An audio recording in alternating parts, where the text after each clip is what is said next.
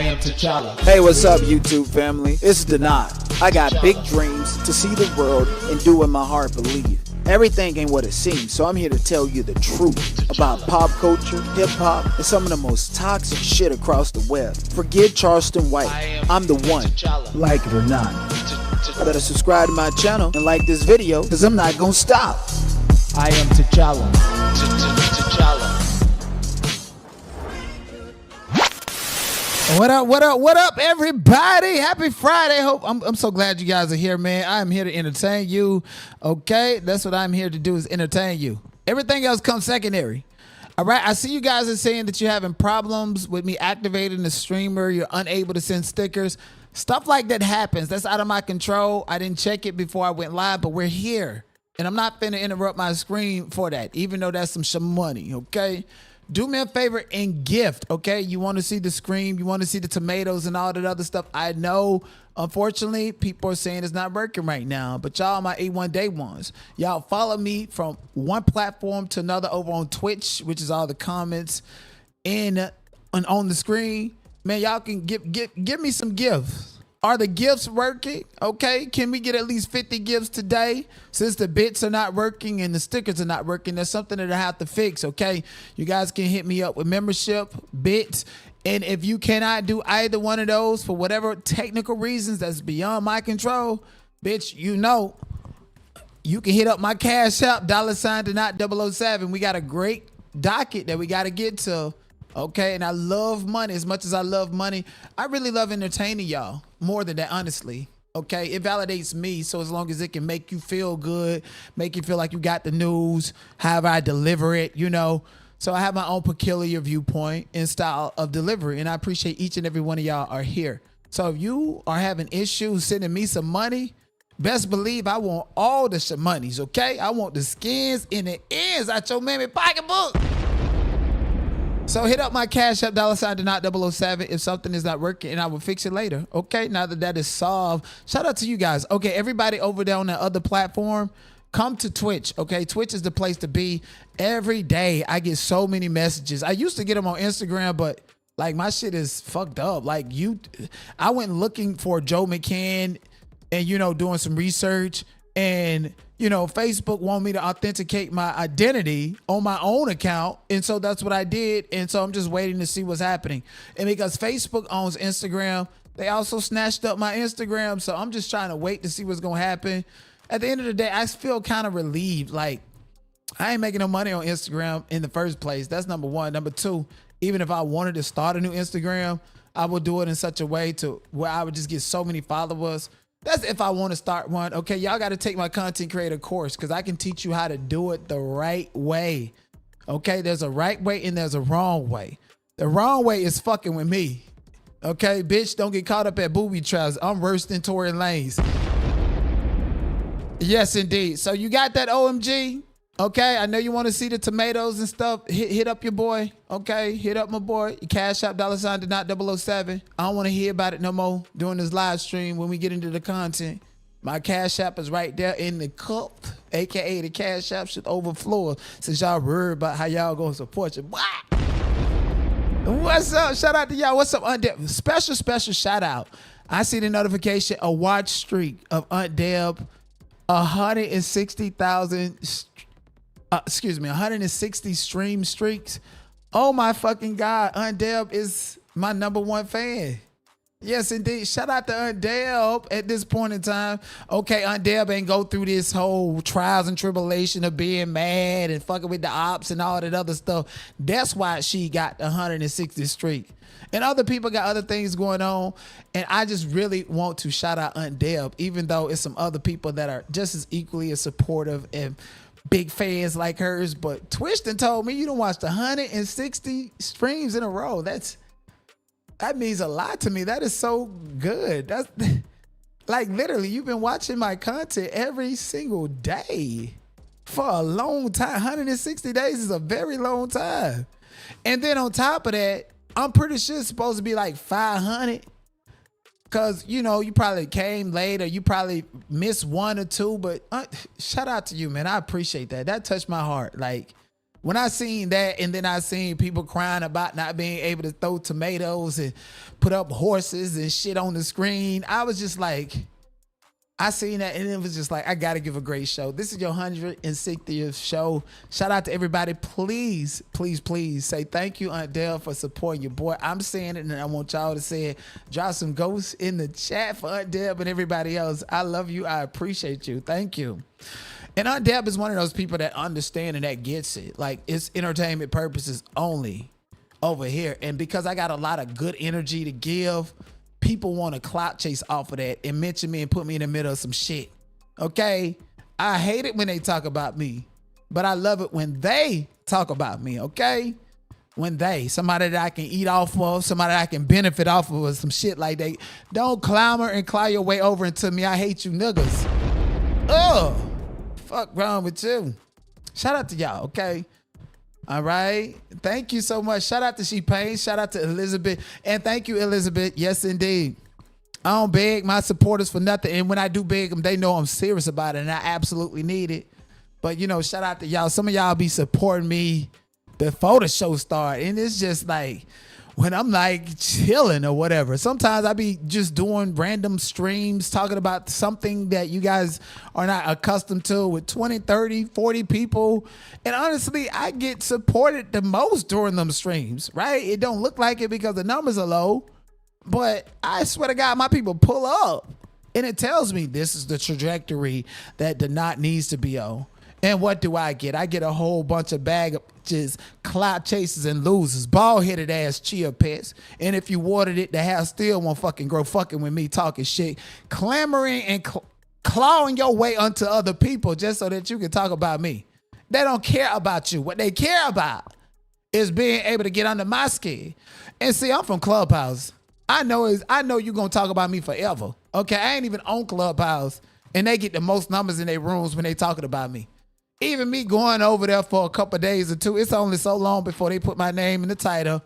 And it's going to have the whole app, rich white folks, Jewish folks, Indian, Asians, everybody come in one room while they talk about the knot, because I'm that lit. Okay, so some people ain't never going, you know, they act like they Lady Boo Hag. Bitch, I'm Lady Boo Hag. How about that one? How about that one? I'm the male Lady Boo Hag. Okay? You think that you doing a number on me? I'm doing a number on you. While I sleep and eat good. Somebody tweeted out, said, put on that community wall, I think this person put a curse on me and did. Lady, Mr. Boo Hag right here. Man Boo Hag. Gentleman Boo Hag is what you could call. What's up with y'all? Man, shout out to y'all, a whole bunch of clout chasers and losers. Emailing me, texting me, trying to get me in on they little other shit, bitch. At the end of the day, you know what? I seen this girl named Toxic Diamond. You know, she just got out of prison, and they say she was in PC the whole time because she didn't want to run no phase. Yeah, she got out of prison, and for some reason, the godfather of YouTube told her that I was a bad person. She started attacking me, walking around Hollywood Boulevard looking homeless, you know, saying my name. And in the same video, police finna arrest her because she done ran up in the crowd trying to steal a bitch pocketbook. Left her daughter on the streets. Where is your daughter, child? How you pick Bruce over your daughter? But at the end of the day, you big and all that other shit. But you got somebody that's been after you, chasing you for 30 years when he was grown and you was a minor now. Girl, I'm not mad at it. And took Bruce over there to Vegas as your security team. That's why Mr. 82 folded like some piece of paper. And ain't clean enough to hit the sun colonic. Come pick up your clothes because they folded. Or whatever it said. Dirty ass, dingy, broke ass. Lord have mercy, okay? Like, if you do a meet and greet, you got to go all the way out, okay? Toxic Diamond said, I'm finna go over here and spend however much money and exaggerate it and act like I got that with some press-on earrings and shit. Like paper mache glue. You know how when you was in elementary, you made shit like earrings with the hot glue gun and stuff. That's what she made and put on her ear. That went over there to a meet and greet because she felt like she was the star. She felt like she was the bigger personality. And Mr. 82, she had to come and steal his thunder. And he didn't know it and he didn't care because, see, he's boring. He's boring. And that girl went and turned your shit up, and that's the only reason we're talking about it. With your big lying ass motherfucker. Mind you, I got the clips. This is what you wanted to see, Toxic Diamond. If somebody is completely just lying or just making up things, even to that extent, I still don't feel like you should attack that person. Let them lie. Let them make their money. Let them make their money. Child, let them make their money. Mr. 82 said he went on a trip to Vegas and he spent $700 on a goddamn Vegas limo ride that the girls and stuff was supposed to appreciate, and Toxic Diamond got up there to show him who's the bigger content creator. You won't slap the fuck out of me. Come on. No, this shit is not refunded. Come on. I spent $700. Shut the fuck up. I spent $700 on this shit and it's not refundable. Give me my motherfucking $700. Okay, then. Wow, not you acting fresh like you on YouTube. That's how you act on YouTube, and you showed that in real life. And honestly, that was the only time that we seen anything coming from you. Otherwise, we seen a big lunchbox, refrigerator bill, auntie, cafeteria woman bill out there walking. Big scary ass man, no pun intended, scary, because you're not going to bust a grape and scare it to motherfucker look at Jabba the Hood. How about that girl made your show? Okay, you pretended like you was taking up for your supporter and had her back, but you at the same time had Nomad over there in the corner sitting next to you. Okay, that's Nomad right there, his boyfriend. Let me show y'all. He back there in the cut. You see these little bony ass legs right there next to Mr. 82. They in a whole relationship together. How you go from exposing him, saying that he's gay and saying that he's a clout chaser, he like women money, and saying that what you would do to him and how you gonna beat him up, to sitting next to him and filming, acting like he's a star. That's Nomad right there. That's him sitting right next to his man. At the end of the day, he bald and greasy, got a limousine for both of y'all. Because at the end of the day, when everybody go home to their partners, ain't nothing but 4-5 people there. Everybody there coupled up. And the lady that he's talking to ain't got no man with her. So, you know, after Toxic Diamond scared the shit out of her, he took her down there to the Vegas slot machine and watched her spend her money and give him half of the money that she wanted to spend. It was not a pleasant time for her at all. And Gigi been in my chat real frequently later. What did you do to Gigi? And you took a picture with Gigi Darling and she didn't show up at your meet and greet. Whatever happened to Stephanie, okay, the white lady that robbed all of her clients? Whatever happened to her? You can Google her, and she robbed everybody out of their money. Big back well. When I seen it go viral that a transgender was in the court trying to run shit and they arrested him, I thought that was a Stephanie. Stephanie ain't show up to your meet and greet. She in Dallas. You went to Dallas to your ugly ass sister's house. Why you didn't see Stephanie? Where's Stephanie at? Where's all your A1 day ones? Where's all the white people that believe in your political opinion since you got 100,000 bots over in that bitch? Godfather of the beef sector, godfather of YouTube, sir, the most interesting thing that we seen about you was sit here and yell and pout and cry and say that Toxic Diamond was messing up your limousine ride that you said cost $700, but I did my research on a company that you used, and for an hour, it's only $107. So when you caught a fit, y'all look at the screen, it cost $107. So he won't times 777, the lucky numbers that you won't hit, because you ain't never gonna win a jackpot. Got too much bad luck. And I know your family ain't proud of you. How did they watch your meet and greet go like this? You spent $700 on a limousine ride. You really believe that a devout gambler is gonna spend $700 on a limousine ride with 6 people? Promoted a meet and greet for 5 months straight, trying to compete with your boy over here. And Toxic Diamond done ran and ruled the show. And then after this happened, you left out the car and dapped her up and her old man and said, I love y'all. Because you knew it was great content. You knew that this is the only moment that people was going to be talking about. Okay? Told her you love her, dapped her up, but talked to this lady back here and advocated for her and non-violence and on your best P's and Q's, because if that nigga was not with Toxic Diamond, oh yeah, you would have had a field day with her. You a scary ass nigga. That's what it is. You folded. You folded like some cheap ass laundry, nigga. Is what you did. You let Toxic Diamond come and steal your thunder. You boring. You're lame. And this is the only thing that we want to see besides the fact that your man, no man, sitting right next to you, all quiet and shit like that. Your auntie told me how you like to wrestle the little boys in the family and go around the house singing Britney Spears. Some goofball said that they heard the interview and that's was not said. You didn't hear the full interview. You heard somebody doing a commentary over the interview, picking and choosing what they wanted to hear. I know what I know. $700 in a limousine ride and you a devout gambler and ain't paying no bills in the house, sleeping with your uncle for shelter. You in Vegas. Not you in another Airbnb in Vegas. Off season, of course. During the week, of course. Where it's good and cheap. Why your mama, your white mama and your daddy then show up and show out? How they look at the night. That's a shame. How McIntyre, your ugly ass sister, and your motherfucking auntie watching me, plotting against me. I'll be damned if my family ever watch you that plot against you or me. Fuck wrong with you. My family A1 cool, A1 tight, motherfucker tight with me and not you, okay? Even the white folks in my neighborhood. Oh my gosh, Donat is in town. Yes, indeed. Yes, indeed. And I don't mix my universes at all, okay? If I had my Clubhouse people coming over here, then your face would get packed the fuck up for even trying it and playing with us, okay? We built different over there. And a limousine ride. And Toxic Diamond stole the show and came there and said she would slap all of your supporters across the motherfucking face.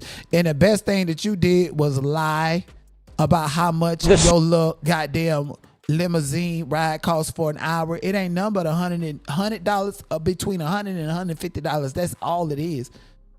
So when you were so passionate and you spent $700, you said that because you wanted to get off to your supporter, the only one person who spent some money to come over there to give you some more money. That's why when Toxic Diamond was walking around, they said you cut off with her over at a slot machine. She's scared for her life and ain't no man to protect her but your big ass. Big scary, no pun intended. You ain't gonna bust a grape and you look intimidating like you should have did security.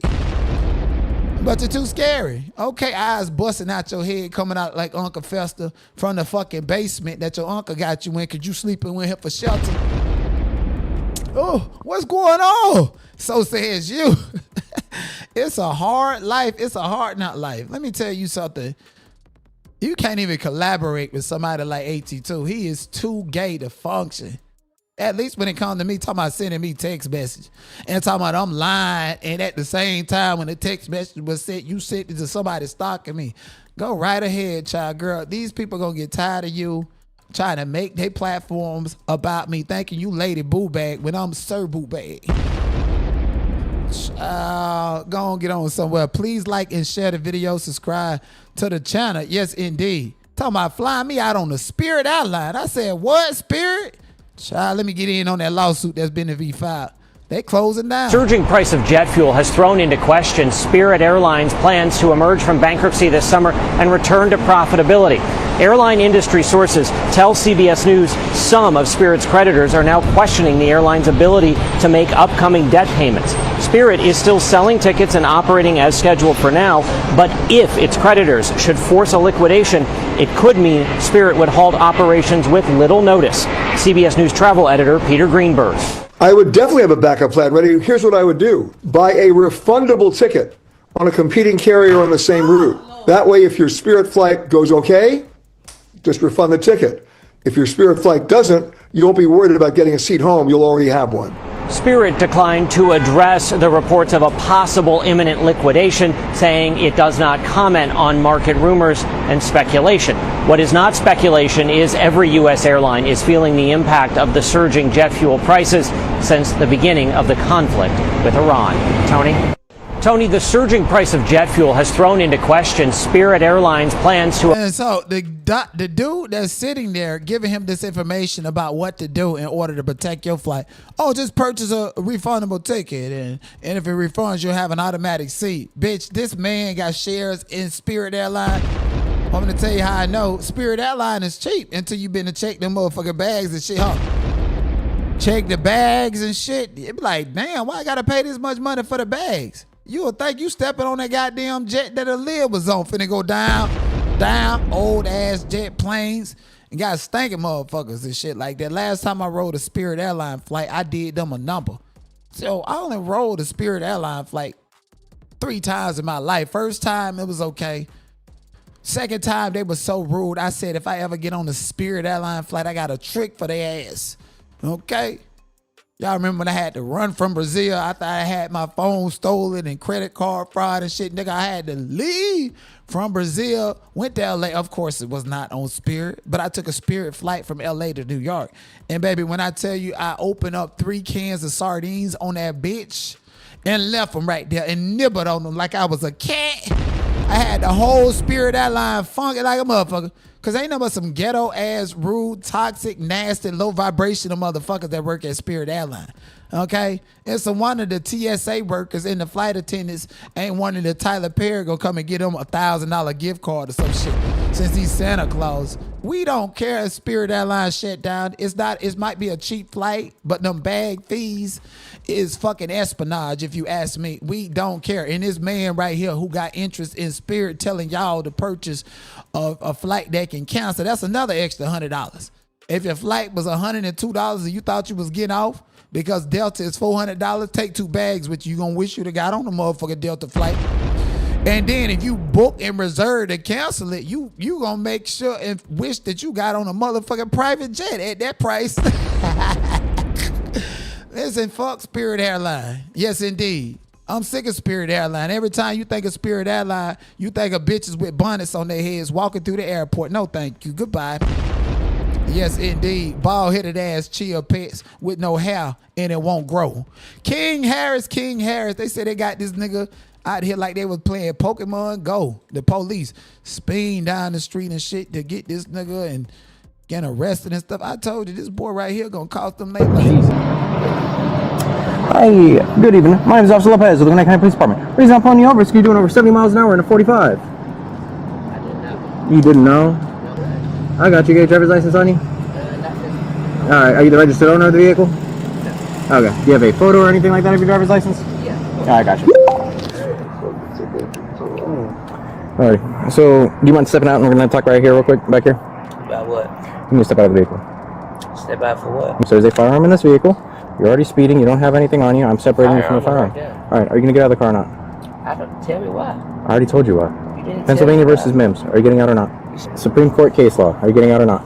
I don't know what it is. Alright. Hey, he calling a Supreme Court case. You need to get out of the car. You're not telling me If you why. do not get out of the car, you'll Sir, as much as you be on social media, it's like you got 50 cent notifications turned on, because as soon as he picked at your mama, your hook my ass came out.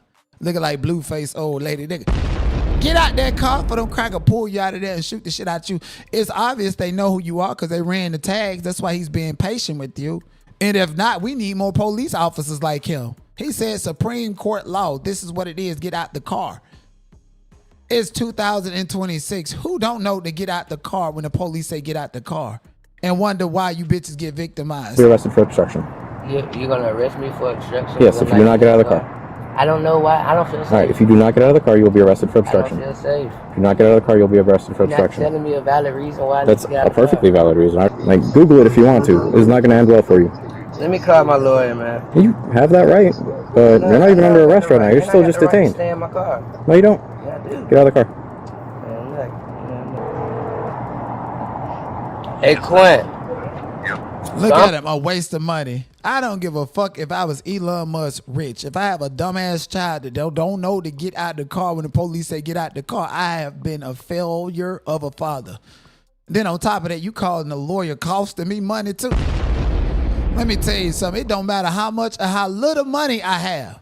I see why my grandma walked around picking up pennies every day. I'm pulled over right now, and they telling me I got to get out the car for what reason? Because we're going to have a conversation back at the back of the They car. want to have a conversation. You need to get out of the with me in car. back. Doesn't matter I'm why. not doing it. I'm not getting out the car because you want to have a... No, I'm not getting out the car. Get out that motherfucker. Okay. All right. So All right. At this time, you are under arrest. You are not free to leave. Man, You are under arrest. I'm not under arrest. You are under Yes, arrest. I'm informing you that sir, you are... you are under arrest. He said get out the car. You're not. You're failing to listen. You're obstructing justice at this point. Yes, sir. You are under arrest. See, that's the problem. They cater and crater to these kids, and then they grow up being managed and shit. Want to act like you're a savior to your mama when you done cuss your mama out like a motherfucking dog. Stop projecting on 50 Cent.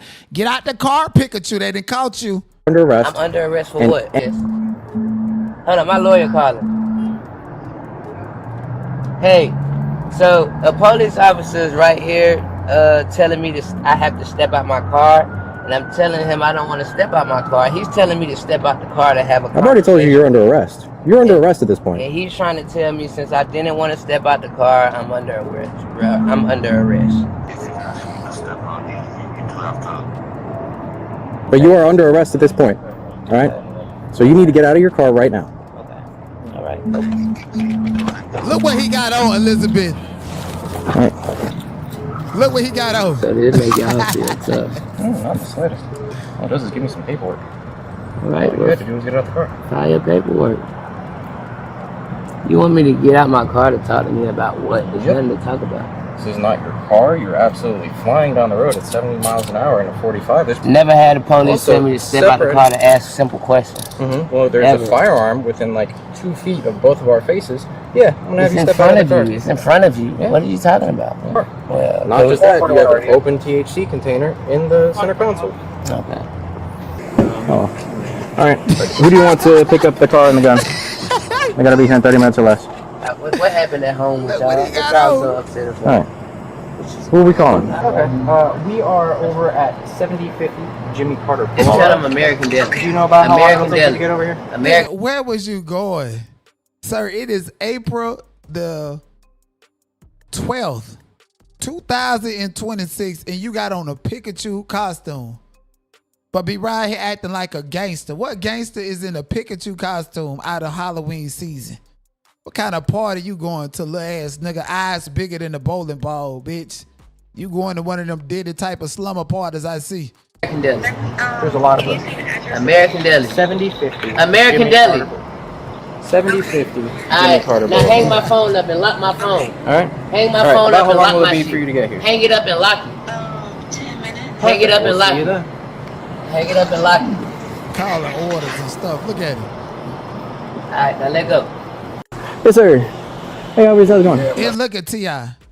Let's see how much of a failed father you are. You want to sit at dinner tables, got your whole family together, and they say your family more fucked up than the Smiths. Okay, at least Jaden and Willow ain't out there getting back in the police cars with Pikachu outfits on. What is you finna do as a failed father, T.I.? Son detained. Yes, sir. He's currently under arrest for obstruction, Okay. as well as a variety of other traffic charges. Right. Yeah, he was caught doing 70 in a 45. He was instructed to step out of the vehicle because there was a firearm on the dashboard, and we wanted to separate him from that. Firearm on the And he dashboard. refused. Did he express his fear for safety? We have, I'm we just got to be asking. safe too. He's right there with the gun. Right? Understood. Yeah, I don't know. Okay. Look at him. So there's absolutely no way to resolve this. No, he was told multiple times that he needed to get out of the vehicle. He was even told that, according to Supreme Court case law, he is required to exit a vehicle when he is requested to do so by a law enforcement officer. Pennsylvania versus Mims. He stated that he doesn't have to, he doesn't want to. He was informed that he was under arrest at the time. He was still continuing to refuse to exit the vehicle. And it wasn't until his lawyer called him back and said, "You need to get out of the car right now." He got out of the car and was placed under arrest. So let's go back a little bit to Mr. T.I. And mind you, he had the 1-800 tip line when he was sitting down that bit looking like Charleston White telling on He everybody. was caught doing 70 in a 45. He was instructed to step out of the vehicle because there was a firearm on the dashboard, and we wanted to separate him from that, and he refused. Did he express his fear for safety? We have, we got to be safe too. Did you express his fear for safety? Sir, your son was doing 70 in a 45 with a gun on the dashboard. With all these killing and shit going on out there. You lucky they ain't sprayed him, is what you did. Okay? Where's the responsibility? Where is it? Like, that's a shame how so many black boys grow up without a father, and a nigga like T.I., you got all the sense, you got all the resources to pour into your son, and he still grew up to be shit. You and Tiny. Y'all spoiled that boy. Spoiled him to the point where he talking back to you in real time with this, hey, you better country ass voice. Ain't nobody scared of you, T.I. Again. Nah, it's something wrong with how you raise your child. Yes, indeed. And I'm starting to think twice about 50 Cent when he said he's cutting his grown-ass son off of his will and out of his money because he don't want to do shit with his life, which includes, but is not limited to working with his company. That's what y'all don't understand that 50 Cent offered his son. Who's the failure, T.I. or 50 Cent? I'm going to cut my son off because my son don't understand the epitome of being a man, working for a living, working for his keep, even if it's for my own company. Hell, I'll pay you fucking 4 times, 5 times as much as I pay the average person. If you my son and you working for my company, that's what 50 Cent told his oldest son. But y'all want to demonize him because he said, no, I'm not giving you nothing. And also, you cut off of my will. T.I. just gave this boy everything that he want. He coming online, putting his dad into some gangster shit that he ain't got no business being in. And of course, 50 Cent trolled him, nigga. Pikachu, they got you, okay? They got you locked up in a motherfucking Pokeball, and you ain't finna run the streets. Ash catching, been gone, nigga. 50 Cent said, it's my money, not his son's. Exactly. Shout out to Beautiful Butterfly. Thank you so much for the super. Thank you to the people on YouTube. Thank you for the super beautiful butterfly, the $9.99 super. Thank you, Bridget, for the $10 super. She said, I really like this young man. I greatly appreciate you. I'm just here to make you happy, okay? Sometimes we can be family friendly if you can get past the I don't like clothes at all. The only reason I got on this jacket and these pants and in the underwear is simply because it's against YouTube policies. Otherwise, you know, I done told y'all I'm Sir Boo Bag. Yeah. So they say, child, listen, true crime been on fire. They say Ice Spice got the shit slapped out of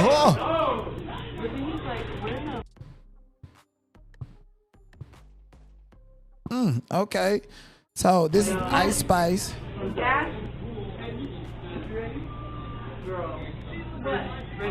And this girl came looking like she wanted this girl right here to scoot over so she can sit down and have a conversation with Ice Spice, who looked very emo and like she don't want to be messed with and she wants to be alone. But girl, you are at the cheapest place where every motherfucker from every walk of life, especially the ghetto, being tenfold, and you think that you're going to slide up in a McDonald's with no security, not be noticed.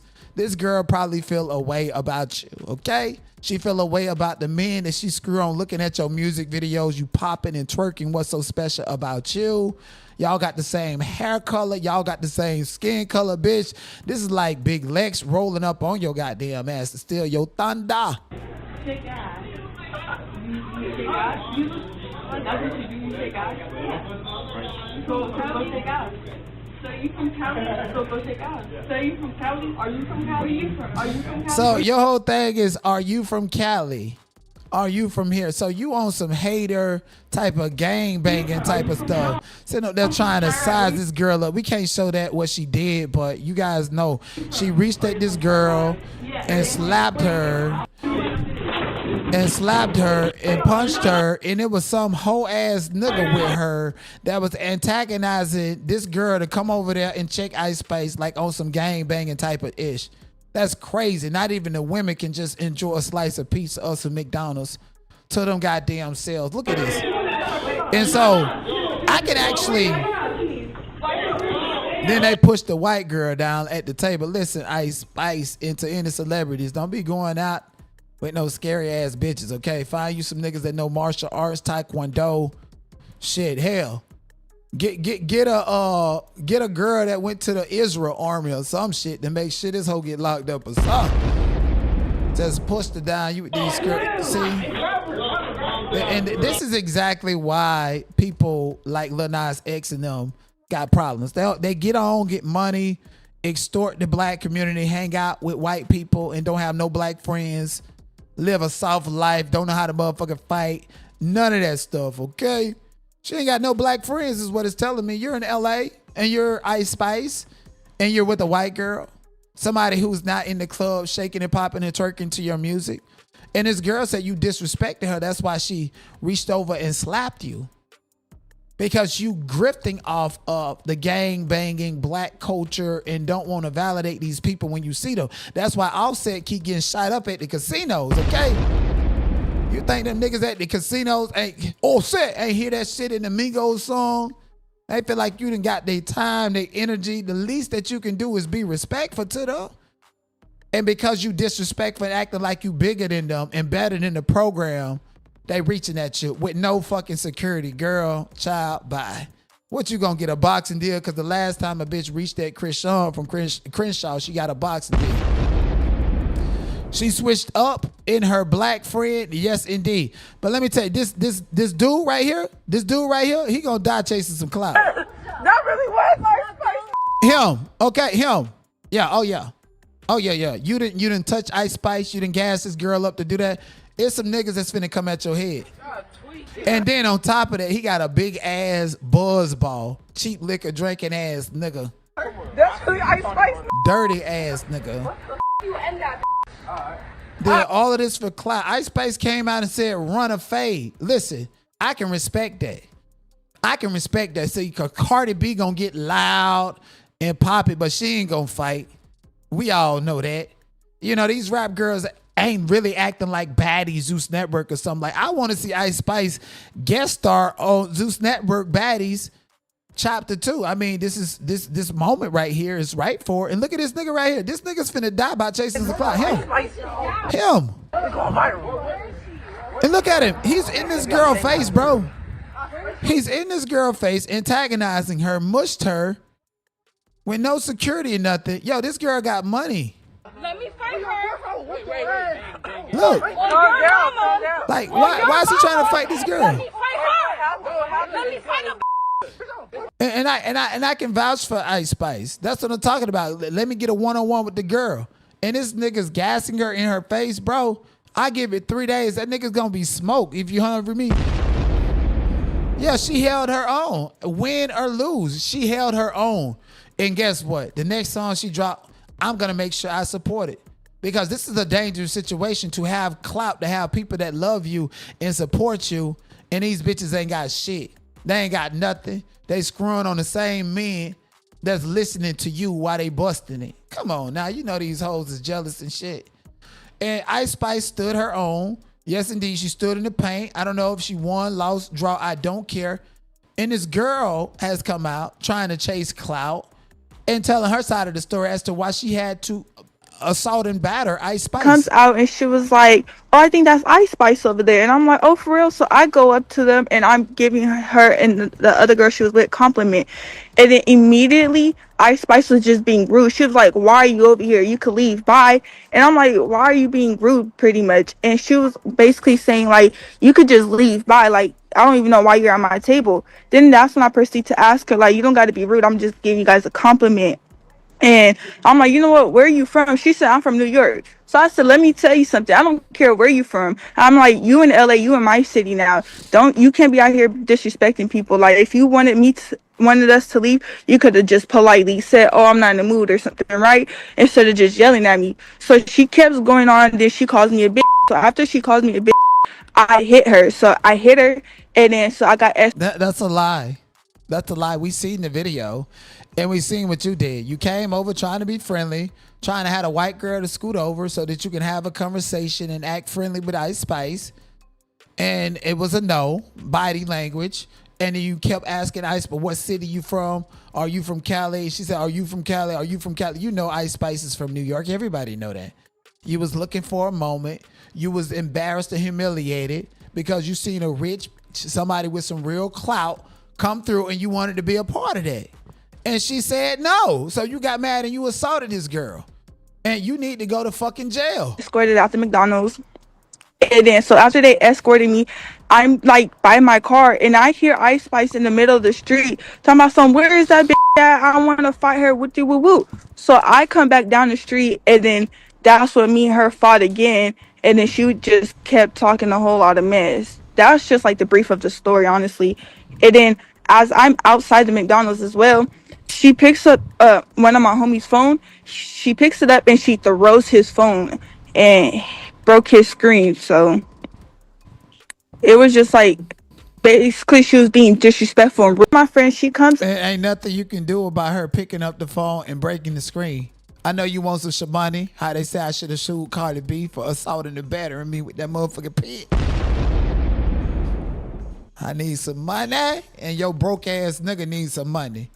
Let him go on up there, run up to the police, file a police report talking about Ice Spice through his phone, and let him come on out here trying to file a lawsuit. And all them niggas and seeing how he bowled up at that girl and how he was acting. That nigga is not gonna make it this summer, I'm telling you. Okay? Shout out to y'all. Thank y'all so much. Please, please, please like the video, subscribe to the channel. Let me know what you guys think. Do you guys think is... First of all, she need to go to jail. Fuck what y'all think. She need to go to jail. It ain't like they had some actual beef. It ain't like Ice Spice dissed her in the song. Now, if this was Ice Spice's former best friend, the dark-skinned girl that she threw under the bus and that she shitted on with her colorist ass, if she rolled up on McDonald's and yoked her, then I'd be like, oh, yeah, that's deserving. She don't know you from Adam. There's no pre-existing history. You just a fucking fan. And they ain't playing that shit about you random people running up on celebrities just because they popular and famous. Next thing you know, bitch, you gonna try to shoot up her house or something, or wherever she's staying at. But Ice Spice, get you some black friends, some real friends. See, if your dark-skinned best friend, the one that you threw under the bus, what's her name, Cleopatra or something? If she was there, that bitch wouldn't have played with you like that. You over there with some soft-ass Becky Peggy Sue.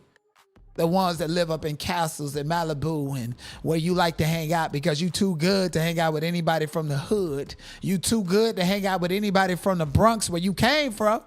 You just want to divest your whole lifestyle and forget where you came from. But when you need them niggas from the Bronx and them niggas in the hood that bang your music and would have checked up, they ain't nowhere to be found because of your own dealings. Same thing with Lil Nas X. Fuck wrong with y'all. Listen. Divesting is meant to preserve you and your family, okay? Not living no soft-ass life, you end up like Ashley Janae, okay? Ice Spice up out here, she definitely failed and flunked. Let me tell you something, Sneo, go and get your Muslim community, okay? They done said you done talk so much shit and did gay porn, being homophobic after doing gay porn, you in sketch. I would feel bad for Sneo getting ran up on and getting freaking yoked in Power Line if he himself did not pull up on Fit from Fresh and Fit. You know, Myron's platform, Fresh and Fit. He pulled up on Fresh and asked that man to fight him while he was enjoying his lunch at a restaurant. And he was like, no. But somebody just pulled up on you and yoked you out because you speaking homophobic rhetoric to them. When you yourself has starred in gay porn, multiple gay porn videos. Even Andrew Tate didn't want shit to do with you. You just too gay for him and you just signed a light on his own gayness. You know? What's up? Shout out to y'all, man. Okay? So, yeah, you can't be running up on people, violating them, and you can't be playing a victim at the same time if you are a product of your own doing. Let's be completely clear about that. Ain't nobody feeling bad for Sneo. At all that shit that you say, you be busting it. Just like Nick Fuentes, birds of a feather flock together. Fuck ass getting drug out of clubs and shit like California. Incel gangs on deck. It's a woman. It's a wonder these women don't go after you and start yoking these losers, if you ask me, based upon the shit that they be saying over there. Moving on. You guys remember Peach McIntyre? Okay, Peach McIntyre. Yes, Peach McIntyre, she got the police called on her for trespassing after calling mashed potatoes white people food while shooting promo video. It's freedom of speech.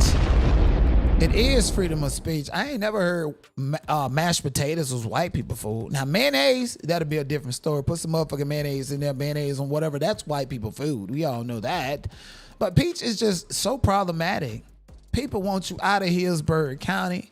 Your fucking eviction list is longer than Highway 27. Get out of Hillsborough County, girl. Stop doing all this fraud. Got Woody Wood and the whole family making all this money, but they paying $5 child support. You scamming the system right before our fucking eyes. Mind you, she came popping out and got famous after burning them people fucking apartment complex down because Woody Wood didn't want her and saying and acting like she was homeless. And at that time, she only had 2 kids, and now she got about 13, though.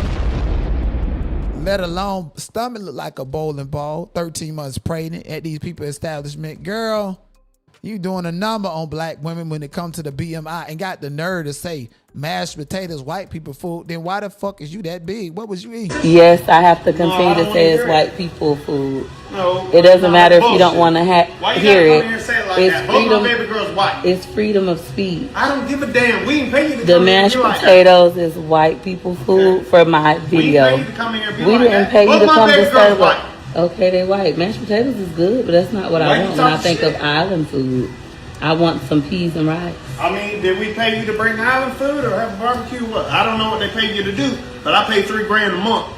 Okay. Okay, what you doing? What we got going on don't got nothing to do with it. It absolutely does. It doesn't. I pay amenity fees and all that shit. Okay. They didn't pay you to come here and be racist. I'm not being racist. Man, saying that some mashed potatoes is white people food. You be like that.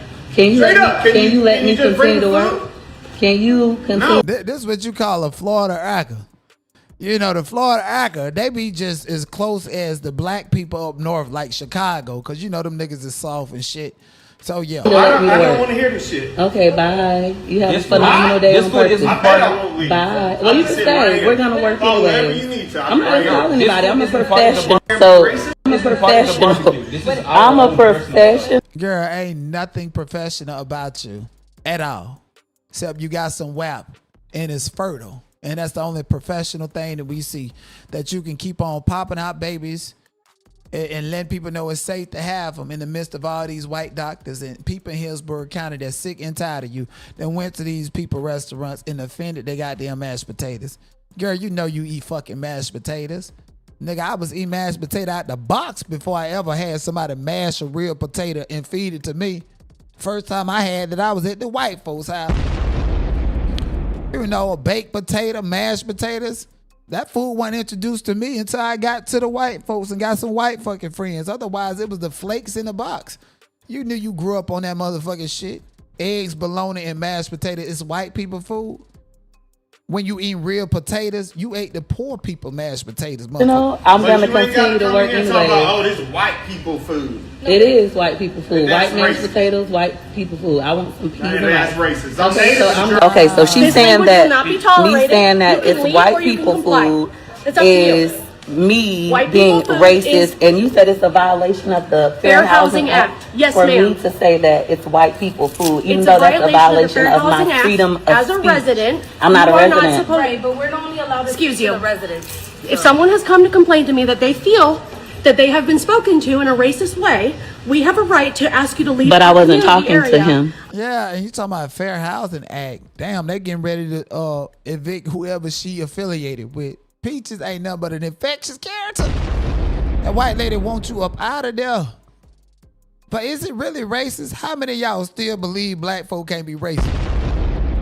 Say it gone. I don't care. Your language is offensive. You can either comply with my request or you can get out. It's as simple as that. Okay. Thank you. And I'm not going to comply, so I'm going to leave. Okay, well, I'll just have you removed. Okay. Since we like to take a video. Yep. Hi, everybody. Follow me on social media. My name is Peach McIntyre on all platforms. Are you done with your video? As a business owner, you should be ashamed of yourself. Why should I? You should be ashamed. Better place. You need to be ashamed of yourself because first of all, you're there on behalf of somebody who's paying you to do a promo. She is so ignorant and so selfish and low vibration. She ain't thinking about the consequences and repercussion of the people that she's there on behalf of. When you leave, they got to deal with that. You ain't never got to come back around.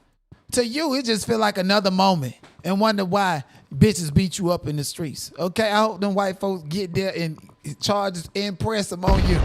Since that's what you like to do when niggas in the hood roll up on you. You're just problematic, a nasty ass, angry black woman that feel like you got some clout on social media. You can do whatever the fuck you want to do. You're disrespecting the people that invited you there. Everybody. Matter of fact, they know who you are because don't nobody want you on their residential or commercial property in Hillsborough County. Still right there, minding y'all business. Hey, and we gonna wait for the police. Don't care. I love the mess. Lakewood Ranch, like literally minutes from my home. So my husband, it's okay. Drop me off, go do about the kids, and then pick me up. I'm getting trespassed.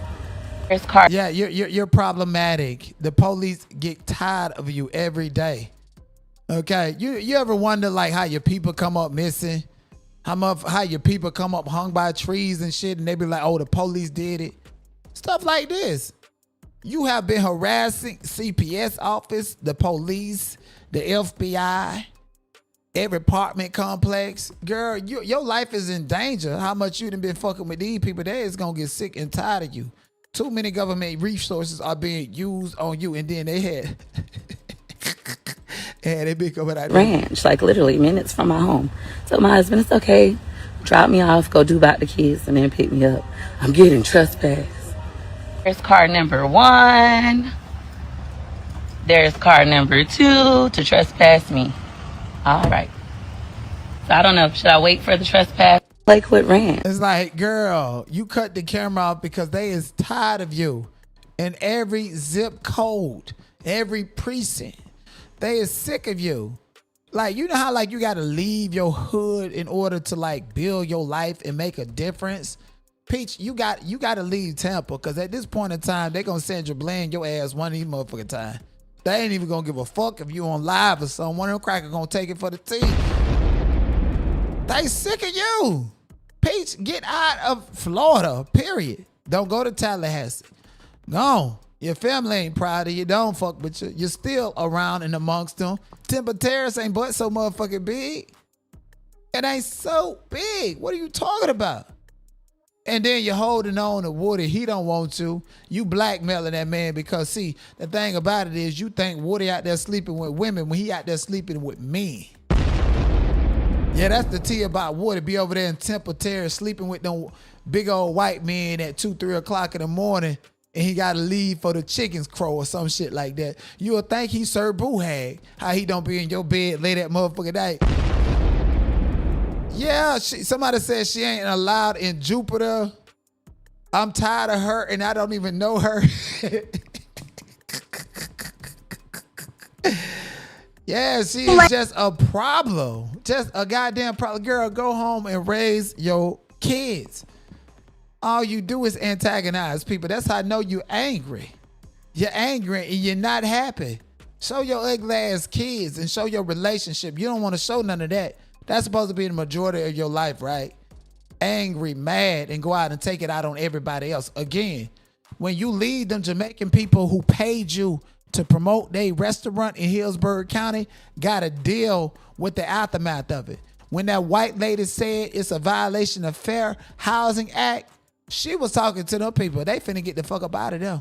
Evicted because of your dumb ass. You was on that premises on behalf of them, and everything that you did is a true reflection of them. And they had the trespass you. They gonna use that in the court of law to put him through the eviction court.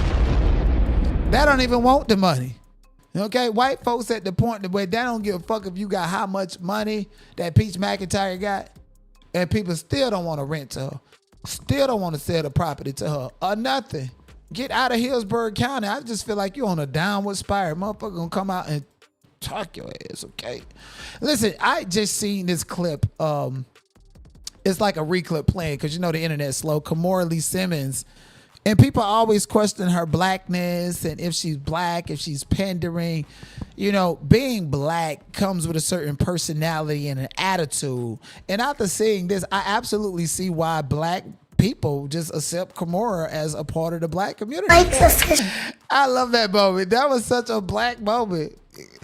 Girl, them tears, like, get on out of my, you drop that plate if you want to. That reminded me of like the moment when Beyonce had to snatch up Blue Ivy when it was on the red carpet. Remember that? That's equivalent to that. So that was actually cute to me. And I just wanted to kind of soften it up. But at the same time, I don't trust Kimora at all. Somebody that's still collecting from one man, marrying somebody else that's broke, taking care of them and their kids and grifting on one end. And Kimora ain't to be trusted. They say she was Kim Porter's best friend and know everything that Diddy did to her. And we ain't see her at the trial. Last time I seen Kimora Lee Simmons, she was leaving Kim Porter's house. Like, how the hell you see Kim Porter's body before the morgue and shit get that? What the hell that you done seen? Come on out and tell us that Kim Porter manuscript is authentic. Kimora Lee Simmons. and that you done pillow talk with Russell and everything that they said about Diddy is true. And until you do right by Kim Porter, we ain't fucking with you no more. Okay, it was cute how you raised your daughter with the black sit. Baby Fat got done in by House of Darion. Baby Fat got done in by the apple bottom jeans, boots with the fur. Motherfuckers, they want Baby Fat no more, okay? So yeah, somebody said rich with hood bitch problems. Exactly. You know, being adopted sometimes it's not really a bad thing all the time, right?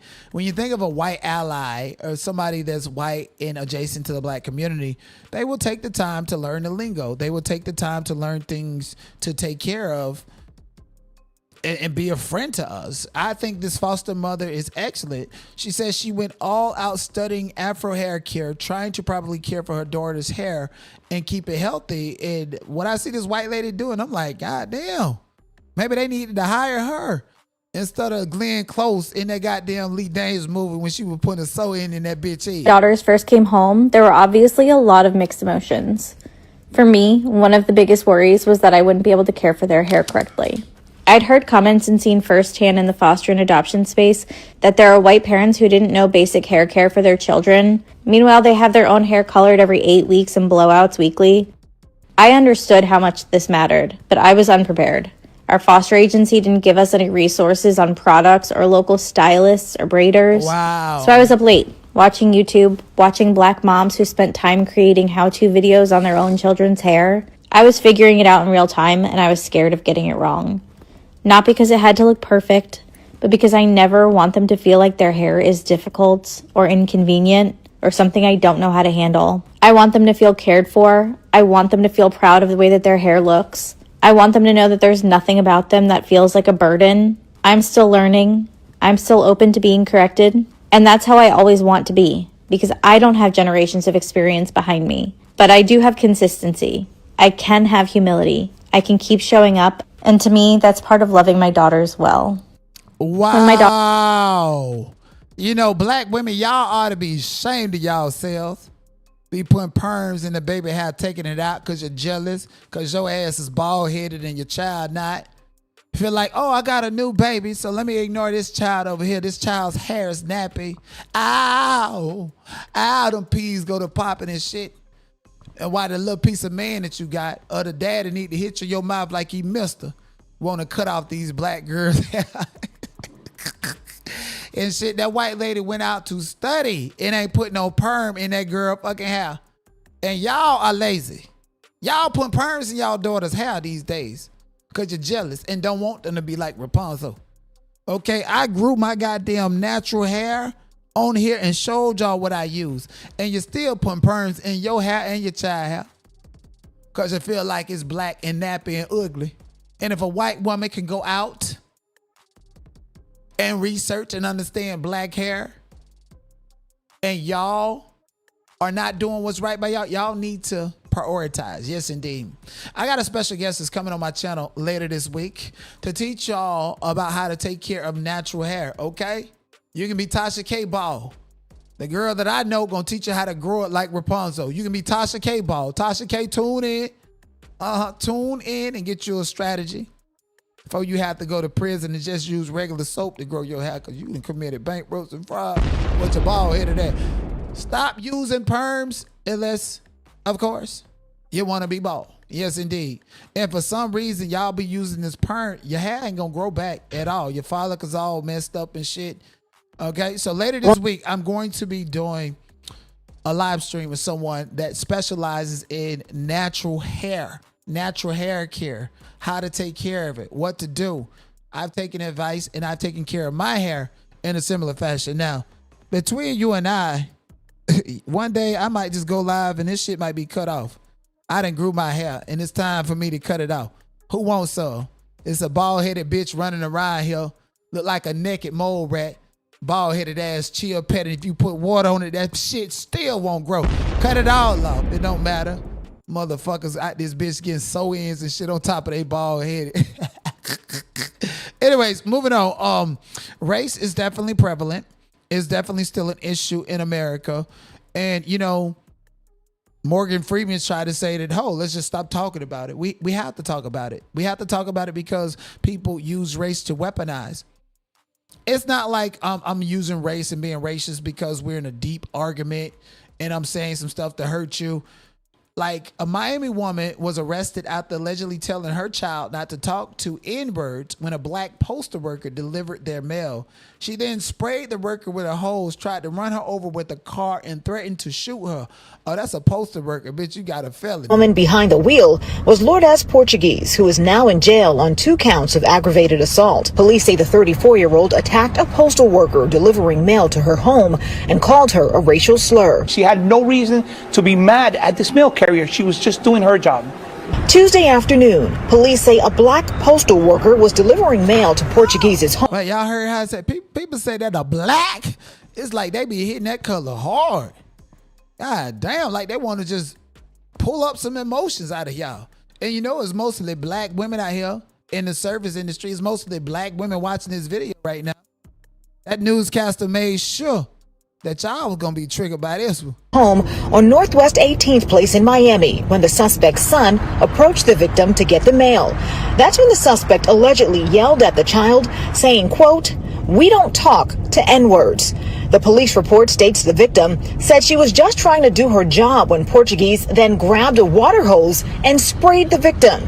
Police say the postal worker ran in fear for her life and called. Oh, she's speaking Portuguese. God damn, she Brazilian. 911, but things got worse. And she gets into her vehicle. She tries to run over the mail carrier, not once, not twice, but 3 times. Investigators say Portuguese then threatened to shoot her. As we're getting to the scene, she tells the mail carrier, "I'm going to go into my house, I'm going to grab my gun, and I'm going to shoot you." Police say the victim wasn't hurt. Surveillance video shows officers on scene. Witnesses say Portuguese kicked and screamed as she was arrested, but say they're not surprised by what happened. She was yelling, telling her, like, don't grab me, like, get off me. This isn't the first time the cops has come to the house. Like, to their house. It's happened many times. Portuguese was arrested last year for battery and in 2024 on drug charges. They say the woman behind the wheel was Lourdes Portuguese. And all this lady trying to do is do her job. Fuck out of here. If I was that black, I would contact the EEOC and I would say, hey, they doing it to me out in the field. They doing it to me in the workplace. Bitch, I'll be sitting pretty and comfortable. Out here, Florida hotter than the motherfucker and humid too. Summer coming up. Child, that girl don't want to be out there delivering no motherfucking mail so that she can give all her money to a nigga.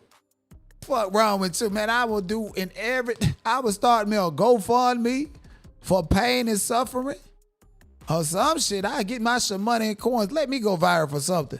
I'ma flip that shit like everybody else doing, especially a black woman. It be mostly black women supporting everybody else GoFundMe. Why she can't get her coins to sit back and look pretty during the summertime to take her 3 months off?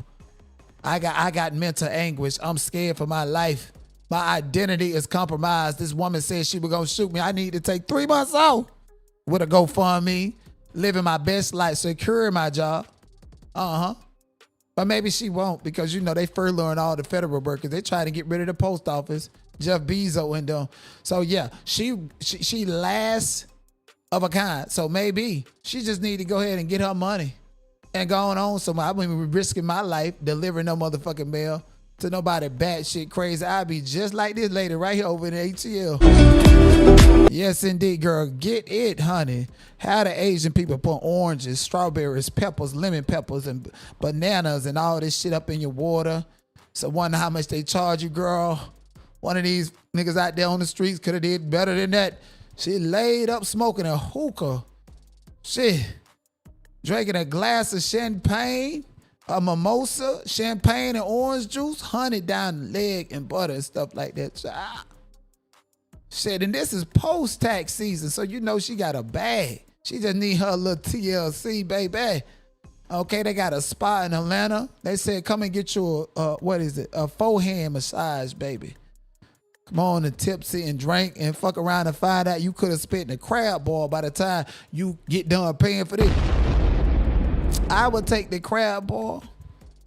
Okay, hair, manicure, nails and stuff.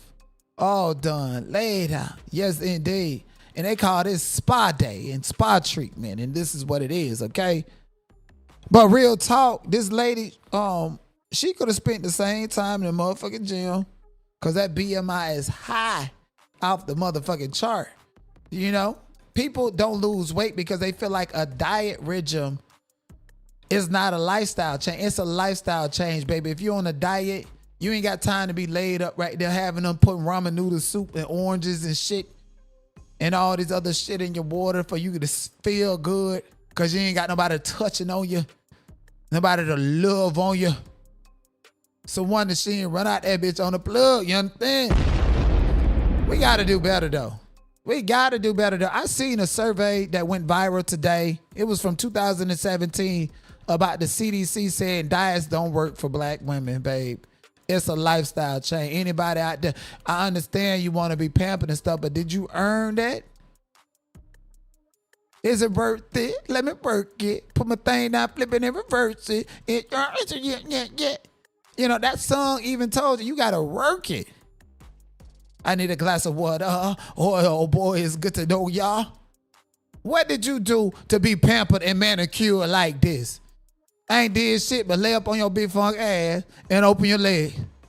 Okay? I know some women right now big just like that and feel like the only cardio they get is with somebody cracking them. Just like Chrisean Rock's sister, Tessa, running up and down the Baltimore highway finna get ran over by cars because she ain't got no stick. And because she can't get it on late at night, she finally decided to go and exercise. Okay, at this point in time, we need to start a trend. I need to make a movie in opposition to that Spike Lee movie. How them women said that we ain't gonna get in no coochie, they put them guns. We ain't gonna give y'all no stick unless y'all get in the gym and do some other work. Cause this right here is a shame, okay? It's a shame. I know Rolly jealous. She can't go live and do none of this. They been rubbed her legs and her arm, that bitch gonna bust open. Same size, same motherfucking bill. Come on, man, get in the gym. Stop acting like you got it like that. Stop acting like black don't crack and your body ain't falling the motherfucking apart. Stop acting like that, okay? Stop acting like people supposed to accept it. But again, what a lot of these women know is these little tall, skinny niggas like Nomad fucking on Mr. 82 late at night. He cheating on his uncle Wade in Vegas late at night. Okay, they got to compete with people like Mr. 82. Folded and sort of, big ass body, big ass refrigerator and all that back there walking like HBIC and that bitch. Got Toxic Diamond boyfriend Bruce filming you and shit. You know, they got to compete with that. Yes, indeed. Listen, I felt like, I remember I was a kid. It was an OG in my neighborhood. Nigga was Jamaican. Yeah, that boy. Yeah, they were literally all the bats all night. But don't bust until they go to that big one, that undesirable one, the one behind closed doors. That's what these straight niggas do. Allegedly, I don't know. They want the fat women. And the punks that's doing all the PPP loan fraud. So what they said. So these women feel like they're in competition with big body business. So they get big because for some reason niggas like them big and thick. Okay? Even real women are competing with transgenders with the... I ain't trying to say it, but a lot of these niggas is gay. Oh my goodness. Like the video, subscribe to the channel. Listen, anybody can get it, okay? I ain't even gonna lie to you. Tatiana Ali was like the first Kyla Pratt to me. Kyla Pratt was more age appropriate, but Tatiana Ali, everybody had a crush on her. Yes, indeed. Y'all seen the movies and shit. Trying to take people, man. Y'all seen it? Come on, Tatiana Ali. Who would think as bad as she is, she would grow up and be with somebody that looked like this? Like, what the fuck? So niggas clown her relationship, but at the end of the day, at least she got a man that she's holding on to. But come on now, you would have expected her to end up with like a Michael B. Jordan or some shit like this.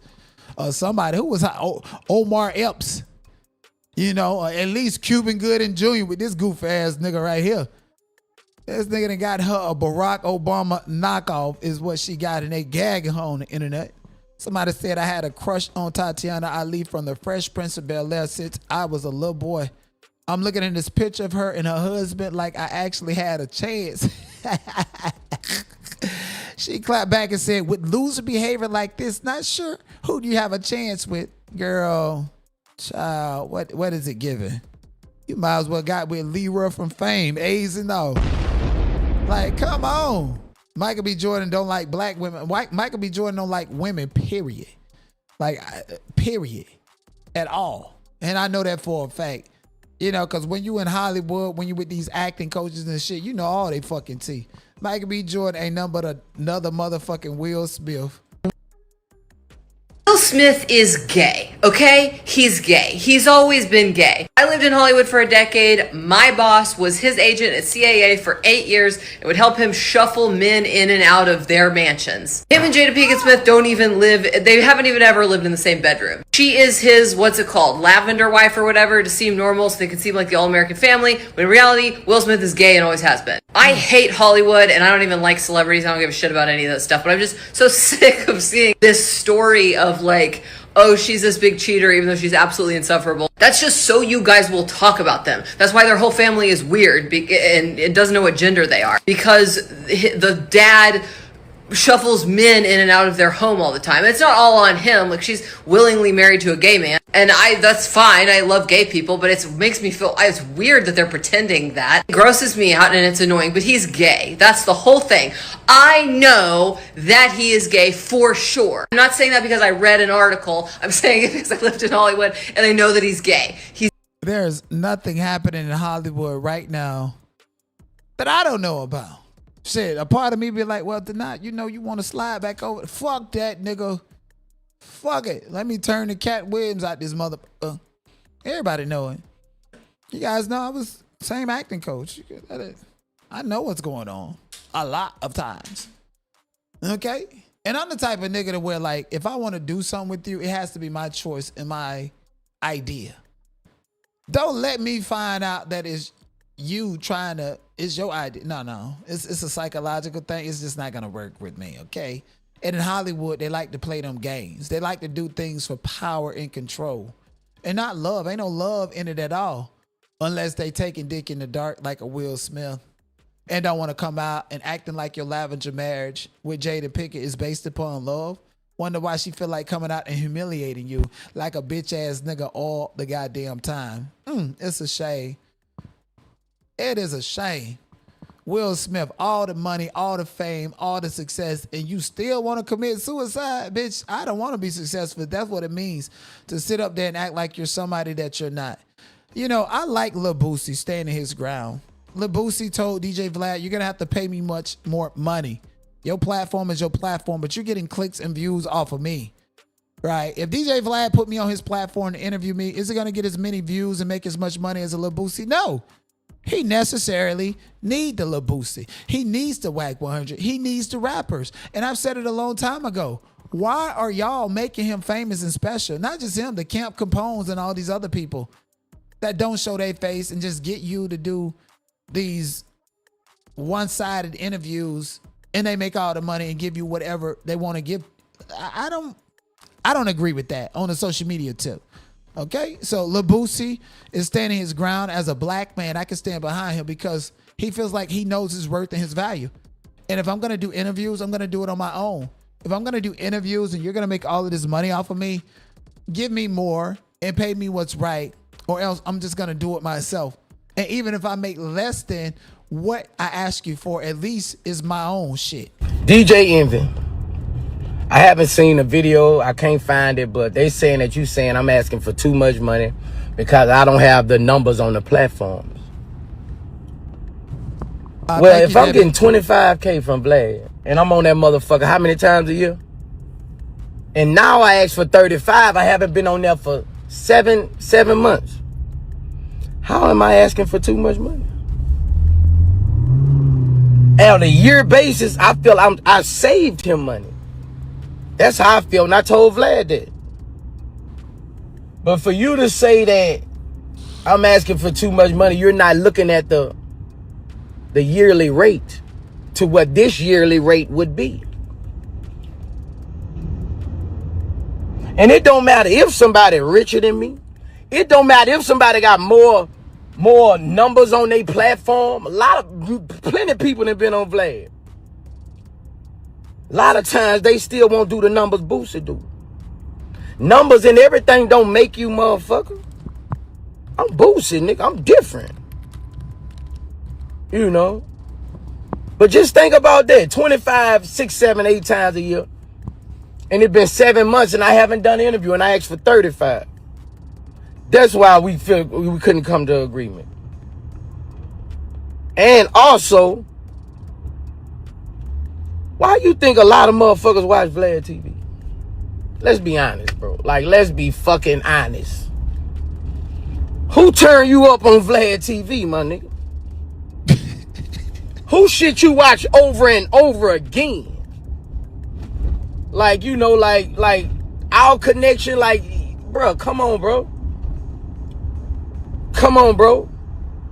When you talk about interviewing and you bring Boosie name up, you bring Vlad TV name up. Yeah, I totally agree with Lil Boosie. You had no problem paying 25 this whole time. You can up the ante. But on the flip side, you know, that's like a celebrity or a singer at their prime and getting crazy amount of money per show. For instance, Cardi B. I'm not surprised that Cardi B's first tour is doing what it's doing, because that first tour is like, it's been in the making. People have wanted that tour for over 8 years. She's touring off the back of 2 albums, many singers, many accolades, so much clout from social media, a messy relationship. Of course, it's going to be uber successful. People have been waiting and been wanting it. The timing is right. That's why it's successful the way it is, okay? It's like Lauryn Hill. Like, we want to see it. Yes, she's going to sell out, but how much is that price to sell out? Because, see, her heydays was way back in 2000, right? Is she worth the same amount touring in 2026 as she was in 2000? No. What does Boosie got going on that we want to know about? How he snitched to get off and don't do no time because of that Fed case? How he gaslit this woman to come and jump over a fence and file a document saying that they're married? What is it interesting about Boosie that's making me drive to the Click in the View? DJ Vlad has a business. He owns real estate with your name. He owns real estate with their name. They control and own the real estate, the algorithm for all of you rappers. DJ Vlad, Academics, the Joe Buddens, the Aiden Rosses, the fucking Trap Lord Ross, the Adam 22. There's a monopoly going on. And with Boosie standing up saying, no, I want more, to me, I'm like, damn, $25,000 just for an interview for an hour? Damn, let me get that money. But see, I'm not Boosie. And he's demanding more because he feels like he's worth more than that. Yesterday's price is not today's fucking price. You understand what I'm saying? It ain't. So I cannot knock a man who feels like this is my worth and this is what I want. And if you ain't got that, then so be it. I don't even know why DJ Envy is in Boosie's business, nigga. You supposed to be in feds with Caesar Pina. All the Ponzi schemes and shit that you had going on. Now he got his own channel going off all that shit you done talk to the Breakfast Club, but now he's a Trump supporter suddenly on his own platform. Wonder why Netflix finna snatch up that motherfucking bread. Somebody said they left Mob Radio to come over here. Shut out. Yes, indeed. Fuck Mob Radio. They say she had the most stuff to talk about me, but guess what? I can talk about Megan Thee Stallion. And guess what? I know how to litigate. Shout out to y'all. I'm just fucking with y'all. Thank y'all so much for supporting the channel. Like the video, subscribe to the channel. It's absolutely free. Now we seen Offset get shot in his booty. Okay, shot in his booty like it's training day. And you know, all of a sudden he do a show and get the sympathy, cheers and shit. Cause you never know when a nigga like this last day gonna be. Especially nigga, you at the casino. You done went from shooting dice with Offset, with Takeoff and Quavo. Nigga, you see what happened to Takeoff gambling. Just because you go to the Indian reservations and to the white folks casinos don't mean you can't lose your life out there big gambling too. You ain't learned shit. Your mama ain't teach you nothing. So wonder why Cardi B said she stole $10 million from her. Where the fuck that money went? In the fucking slot machine. See, this is what happened when you grow up with a mother who's gambling. I grew up with a gambleaholic mother. That's why I don't gamble. I don't. And when I go there, bitch, I wins like crazy. Okay, I go there with $200. That's it. And I play a sport and leave with jackpots. Because, see, that's the type of energy I put out in the universe. And I deserve everything that's coming to me. You, sir, how the fuck you got a brand new 2026 Maybach with some fucking payments on it that you know you can't pay because you done did a show off of sympathy?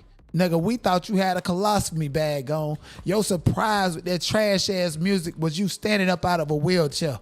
Fuck wrong with you, nigga. You didn't. We rather support Stevie Wonder. I'm telling you, bad luck is definitely gonna catch up to him. Your band member lost his life for gambling. Why are you gambling? Why are you still getting shot in the ass? Why are you still living this crazy materialistic lifestyle like you've made it? Ain't nobody buying your music. And if it weren't for Cardi B, won't nobody be talking about you no more in the blogs at all. Okay, so we're going to pray that you go to Gamblers Aholic and pray that you don't owe nobody else. Because this car right here going to get shot the fuck up next. Whether you in that bitch or not. Because niggas want their motherfucking money, sir. We don't care. 2026 Mercedes Maybach GLS 600. They paid you that much per show? Fuck out of here, niggas splurging and shit. We gonna see. We gonna see. You said that you was the Michael Jackson of the Migos, and it ain't adding the fuck up, okay? Speaking of Michael Jackson, Jafar Jackson reveals to Pop Base how he studied his uncle Michael for the Michael Jackson biopic. So let's hear what he had to say. Doing in that 2 years, dedicating yourself to the role? So many different things. It started really with collecting as much footage as I could of Michael, as much audio I could find of him speaking in interviews, or really for me, I wanted to find the moments that he wasn't aware he was on camera to really get those really, candid moments where how he would behave, how he would speak, or even him eating, little nuanced things I tried to find as much as I could, and really bounce that with the performances and really immerse myself in watching it completely over and over again until it was just innate in my mind. And then I kind of put that away and just allowed myself to be informed by the script and explore new things. And I had incredible coaches I was surrounded by. And also to be able to put that into action once I was on set and to bounce off of Coleman and Nia was incredible. That energy on the set was, it was a learning experience every single day. What were you doing in that 2 years, dedicating yourself to the role? So many different things. It started really with collecting as much footage as I could of Michael, as much audio I could find of him speaking in interviews, or really for me, I wanted to find the moments that he wasn't aware he was on. Listen, this is somebody that feels like I need to connect in some esoteric way to say I put in his work. It's almost like Michael B. Jordan sitting down. Oh, where did you find all that anger from to get into your character for Black Panther? Nigga, just say you was being a real nigga. Period. It ain't that deep, bro. It is not that deep. And then on top of that, you don't even look like Michael Jackson. All the Michael Jackson wannabes that's black, white, it don't matter. They still looking at you compete with you. Your daddy is Jermaine Jackson, who was extremely jealous of Michael Jackson. I will say he does kind of favor Michael Jackson during the Billie Jean, during the Rock With You era. And they say the first movie only go up to 1987. I don't see him playing this other Michael Jackson that looked like a character from Dragon Ball Z when he really went off the end and using that bleach cream and shit. Yeah, because I don't believe he had no vitiligo. But I'm definitely going to go and see the movie. I definitely am. And we're going to see what it's about and see how good it is or not. We're not going to disparage it. But I do like the fact that Jafar is brown skinned and is reminding the public in 2026 that Michael Jackson is a black man. And I think that that's very important. Okay? That's very important, especially history being the making, motherfucker.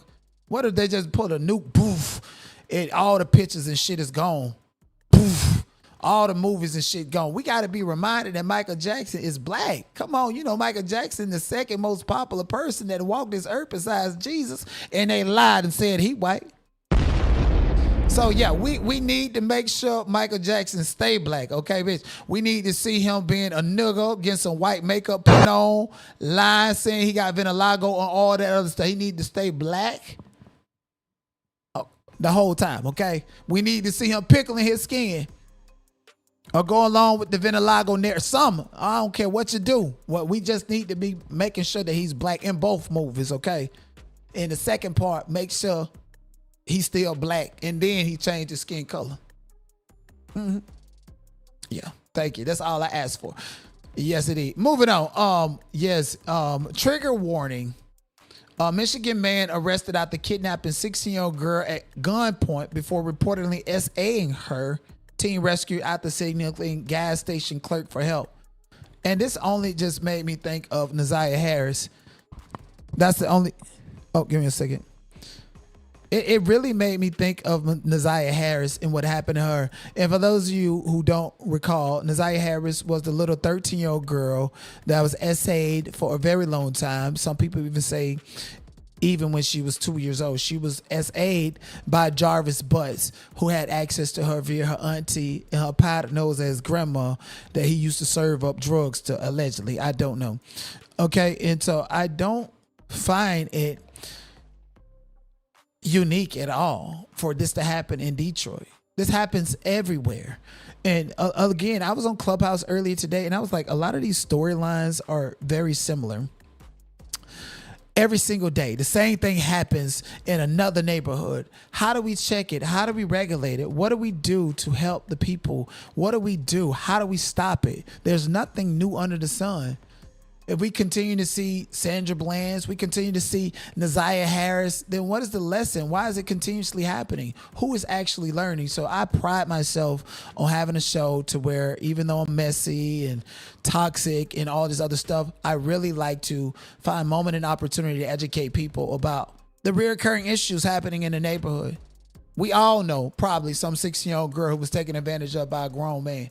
I know this girl in my neighborhood that had a grown man to stick a blicky up her with his finger on the trigger and tell her to squirt, and she did just that. That's how disgusting these predators are.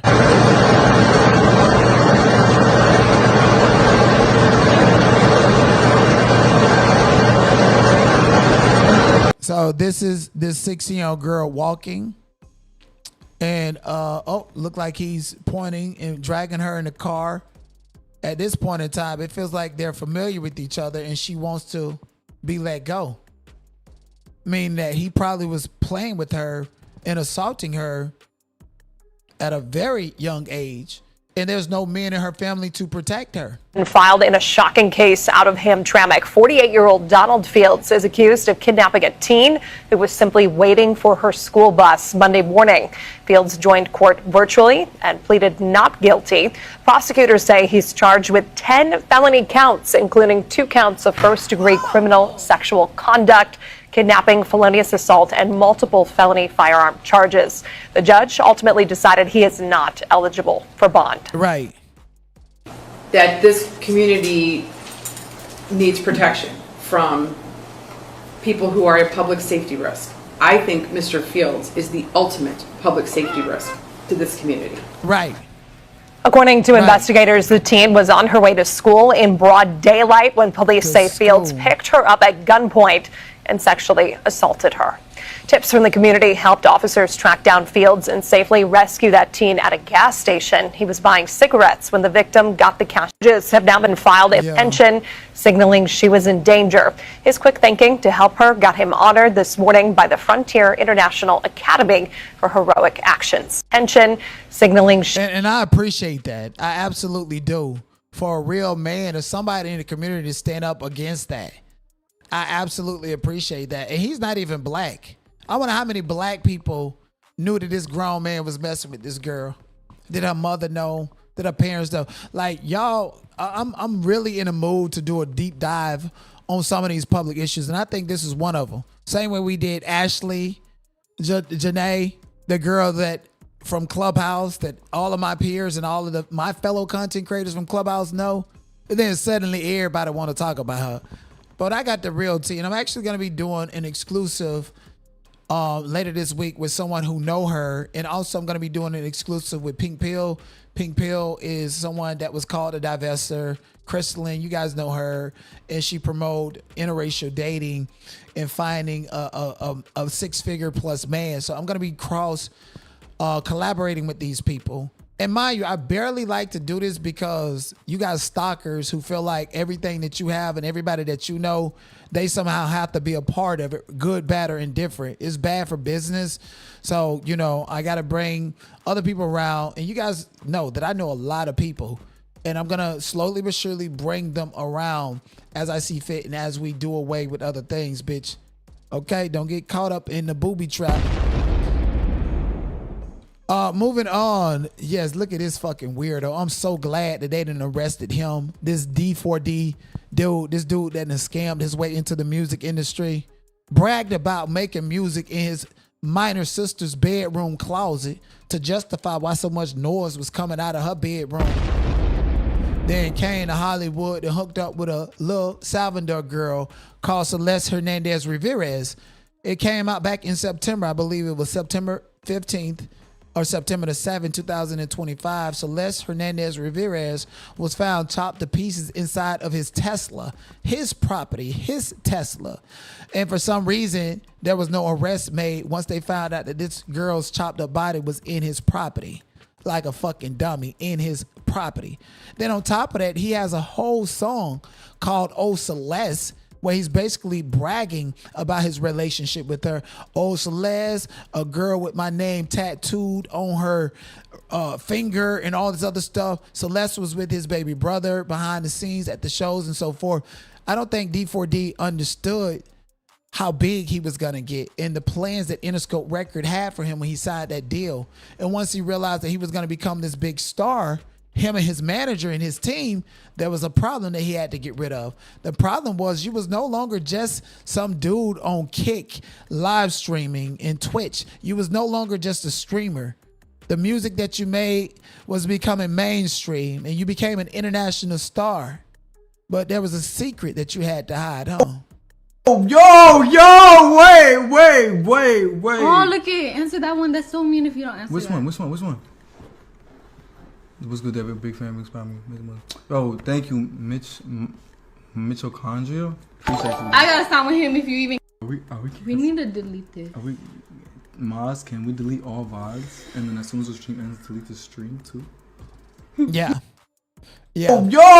Yeah, so this is the live video that is definitely an exhibit down at the Los Angeles District Attorney's Office where this girl, Celeste Hernandez Rivas, is in a video with him saying that you like the great people kids. And, you know, it seems like she was down with it and it was happening, but she was very much conscious of the illegality of it. He has pictures with her, has music with her name in it. And, you know, TMZ came out and broke the story. And I could not help but understand. And I told you guys that Harvey over at TMZ was intentionally running a play with this particular story because they did any and everything to demonize Celeste, which includes but is not limited to releasing this clip as if her 15-year-old mannish badass attitude was justifiable enough to forget what D4D did to her. All the way up at the end? Right there. I'll tell you where that. See that door right there? Number 2. Well, I think personally. I don't know what's going on with this, but basically there was a clip that TMZ released showing Celeste Hernandez being grown, being managed like any 15-year-old child, cursing and just doing the most is what she was doing in the clip. And it wasn't favorable. But I told you guys, the girl that shot up Rihanna's house is down the road from D4D's house. Rihanna's house was literally 2 properties away from where Celeste Hernandez Rivas was found inside of D4D's Tesla, cut to pieces over there in the Bird Streets. And TMZ was reporting misinformation. Oh, it could have been this and it's not. I talked to the homeowner and I actually live in the neighborhood. Oh, you live in the neighborhood. So you got to protect the HOA. You got to protect them secrets over there in the Bird Hills. And if you do your research way back in the 1910s, They built underground tunnels in them houses over there in the Bird Streets. Yeah, I lived in the Bird Streets too. I know what happened in the Bird Streets. 1653 Blue Jay Way, owned by Peter Krause, and Tyler Perry owned 1654 Blue Jay Way at the time. So when I keep trying to tell y'all, the feds and Derek Dixon them ain't got their star witnesses me. And wonder why I would never work with Tyler Perry. I know what they're about. I know what they do. And so when these rumors and allegations come out, I be knowing what's true. Yeah, it's a lot of crazy stuff that goes on in the Bird Streets. And D4D is not the only person involved. Why do you think it took this long to arrest a black boy? A young black boy. You know, it'd be different if he was white. It was a lot of people that had to take some deals and some plea offers and hide their trails and botch and make up a story, a narrative, kind of like how Megan Thee Stallion did with Kelsey. We got to make up this story to make sure that he's the only one that go down for this. You know how many dead bodies are found over there in the Bird Streets on the hills? It's still bodies out there, bitch. It take helicopters to go out there and find the bodies just hidden underneath the tree in the Bird Streets. All the aspiring actors and shit like that. You remember the story of the Black Dahlia? Same thing happens today in 2026. And see, Celeste Hernandez is a 2025 version of the Black Dahlia. They be doing all kind of medical experiments, all kind of ketamine, locking people in them houses, got celebrities coming in and out, literally and figuratively, over there in the Bird Streets, where Rihanna's house got shot up at. It was time for her to move anyways. Okay, I wouldn't even be surprised if that was a setup for her to move out of the way, because when them documents are unfolded and revealed, just like we was in the federal court with Diddy case, and they said that they searched the whole property but the basement because there's something down there. And they don't want that to be unsealed in court. All them fucking houses connected. Okay, these people moved through tunnels and shit. Like Diddy and them. Like D4D and them. These people, you wonder why these people are not as talented and got record deals and live in certain places. They're part of an agenda. They are part of an agenda, and their agenda is to hide and keep certain people's secrets and to be decoys. Yeah, I'm going to give you $300,000 for this party, Diddy, but what's going on behind the scenes and why all this money moving this way? Whole bunch of trafficking. That's it. And that's it. A whole bunch of it. Why you think celebrities like Halle Berry and them ain't working, ain't making no motherfucking money? They know a lot of secrets. They know a lot of secrets in that image and that reputation. In that face. Oh, how dare you not trust Oprah? Come on over here and meet Harvey Weinstein. You trust me, you love me, right? Sorry, them bitches are psychopaths. I ain't got time for it. I'm the type of nigga to say, oh, where the business at? And if it ain't no fucking business, I'll see you when you're talking business. Yes, I know you're a multimillionaire, and I know you're a celebrity, and I know, and you know what I want from you, and I know what you want from me. And guess what? I want some business to be done and had, and some respect to be done and had, is what I want.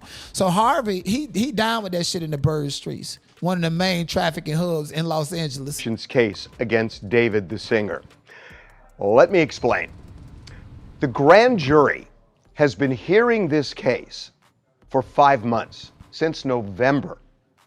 Beth Silverman, the DA, has been presenting witness after witness after witness to this grand jury to get a witness after witness after witness. And mind, this guy is a lawyer, so he understands cases by circumstantial evidence. He also understands that just recently Governor Gavin Newsom enacted an assembly bill to where you can't use an artist's expression against them, even though he's not talking about that song "Oh Celeste," which automatically pinpoints that David did it, and breaking it down from a legal standpoint. Hopefully Law and Crime will do it eventually, but I've been said all of this information. And I also told y'all he's running plays. He's running plays because he, very much like the system, got a lot of people to protect. And there's a lot of shit that happened in the Bird Streets. Black Dahlia type of shit. And Celeste is the new age Black Dahlia. Okay, I be ahead of the game and I be reporting y'all the news. They don't like to tell y'all that. Shit that I say come true because I tell you the truth from the jump, while they lie and fabricate and gaslight and maneuver. This man right here is a part of the problem. Grand jury indictment. We know that there has been a dogfight between the DA's office and the medical examiner over cause of death, that we are told and have been told for a long time after Celeste Rivas's body was found that they were having a very difficult time establishing cause of death. And that is an issue here. But then the question, if Beth Silverman was before that grand jury for 5 months with the end goal of getting an indictment for murder. And mind you, this is a lawyer. He's a lawyer first, and then a old ass looking man that's on here gossiping like a bit. And mind you, he's connected to other lawyers that are powerful, like the Shapiros. Why did the police arrest David yesterday, and then say they're going to present the case to the DA on Monday so that the DA can determine whether to file formal charges or not? That makes absolutely no sense, because it was the grand jury that was supposed to indict here, and not the DA just charging him. If the DA wanted to charge, what was the point of a grand jury? So what happened at the grand jury so that they either didn't indict him, that she never asked the grand jury to actually indict, or did the grand jury issue a no bill, which means they rejected the case? I don't think they would have rejected the case outright, although I don't know. But the only other option is that Beth Silverman never asked for a formal indictment after presenting evidence for 5 months before the grand jury. So why? And the police say, we're going to present the case to the DA. The DA's had the case for 5 months. What do you mean present the case? That makes no sense when you listen to what the police are saying. The DA has had this case. They're the ones that made the decision to go to the grand jury. So why is the DA doing this and deciding apparently to file charges rather than to get an indictment? So there could be several reasons. The one that comes to mind is that a grand jury indictment gets very specific as to why they're indicting.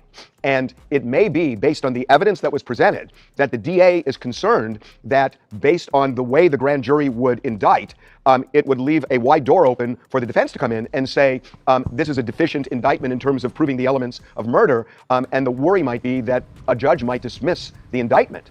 And I can't really think of another good reason, other than if the grand jury rejected the case, for the DA to spend all that time before the grand jury and then to say, okay, now we'll just charge him. It doesn't make sense. It just doesn't make sense. And, yesterday felt like a show.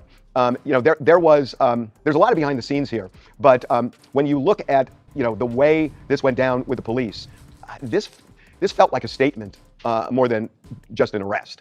So there is something going on here that is really interesting, and I don't know what it is. But again, it would seem like if the case is that compelling and they spanned 5 months before the grand jury, why didn't the grand jury issue an indictment? So one of the things that is going to come up here, and I know this, is cause of death. And we know that the defense is saying he did not kill her, and that they are going to fight that. Cause of death is going to be really important. We know, based on contacts with people connected to the medical examiner, that they had a tremendously difficult time with this case, that it was very difficult for them to establish cause of death. Frankly, we do not know to this day whether they have actually determined, is it accidental? Is it homicide? We don't know what they've said. And I think the DA at this point must know. But there was a real fight going on, between authorities over this. And even if they determine cause of death is homicide, everything, and I don't know that they did, but everything leading up to it that we were told is that they may never be able to determine cause of death because of the state of the body at the time they got it. And that does not bode great for the prosecution, because they have to prove murder. They have to prove homicide beyond a reasonable doubt. And if the medical examiner has an issue with how Celeste Rivas died, that's a problem for prosecutors. So look, I don't know what David did or didn't do. My sense, based on everything we've been hearing, is he knows something, I believe, about why her body ended up in that trunk. Based on everything we're hearing, I think he knows something about that. But that doesn't mean that they have proof that he killed her. And there could be many scenarios as to how that happens. It's the DA's responsibility to prove the scenario that he murdered her. And I am telling you that when you look at this, I've been talking to very seasoned criminal defense lawyers, and they are baffled by this, that why they would arrest him this way, and then say that they're going to present it to the DA where the DA already has it, and the DA is going to charge him when they were pursuing an indictment for all these months. There's something odd here that has not come out, to be continued. Yeah, what I'm getting is you know what's going on. You're lying, you're hiding secrets from certain people. Mind you, TMZ is bought out by Fox. a lot of the executives at Fox actually own shares and stocks over at Interscope. If D4D didn't know it, I look at the people over there in Interscope. Y'all are investing in this artist. This artist has a lot of motion and motive, and y'all can make a lot of money out of this. And this is an investment, and you see that your investment is going to be spoiled if it comes out that this girl is a part of the problem. I mean, but my thing is he really worth that much money? These new age rappers and shit coming up off of SoundCloud, coming up off of streamings, he made that much money. He could be that important to certain people that are investing. And they looked at the life of Celeste like, okay, you 14 years old, you're a runaway, 15, he done smutted you out. The homie got to get him some too. The manager, the executives, and everybody else. That's all the P words. And we didn't find out he down with that cause too. Shit, if he wasn't down with that, they probably wouldn't even gave him a record deal. Seemed like everybody down with that. Get in a bit. Who knows? All I do know is that if this was me or you, my black ass would have been in jail. Oh, it was on your property. You did it, motherfucker. Now you got to go to jail. You got to fight this paperwork and fight to prove that you didn't do it. And then the DA is going to say, oh, circumstantial evidence. The circumstances is that you was with this girl on video at the age of 14 with pictures, and she had a tattoo that you have. Never mind using your song. Everybody already heard it. So all the potential jurors, they tell you don't look up anything online. They're going to be watching and getting their information. Found in your Tesla. Who else had access to your Tesla? You have an app to alert you anytime someone accesses your Tesla. That's on your phone record and Tesla, bitch. They got all of that information. The police got it. The police got it. See, a grand jury indictment is about soliciting testimony and presenting evidence. Police is in charge of subpoenaing the goddamn Tesla company, the phone records, to figure out where you was at on this particular day, in this particular time. Celeste's phone record. She has a phone record. Who was in this Tesla? Who was the last person? Oh, they got that on video and everything. If you don't know, bitch, Tesla is the biggest snitch out this motherfucker. They don't even need the CIs no more. You niggas riding in Teslas with no seatbelt on and shit. You're on candy camera, I mean. Yeah. Selling drugs out of the Tesla. You're on candy camera, sir. A Tesla would lock you out and shut you down in your own shit. Found in a Tesla. They already know. And if they arrested you, they know you was the last person in that Tesla. They know what you was doing.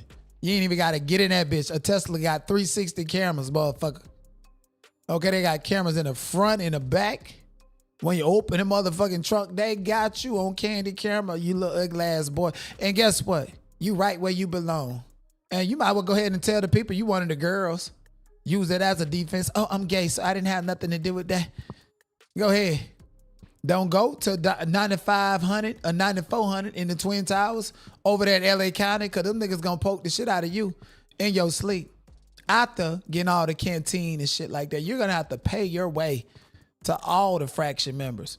Fallen Angels, IC, GBG, every gang member in that bitch, you're gonna have to put money on their books. Cash App.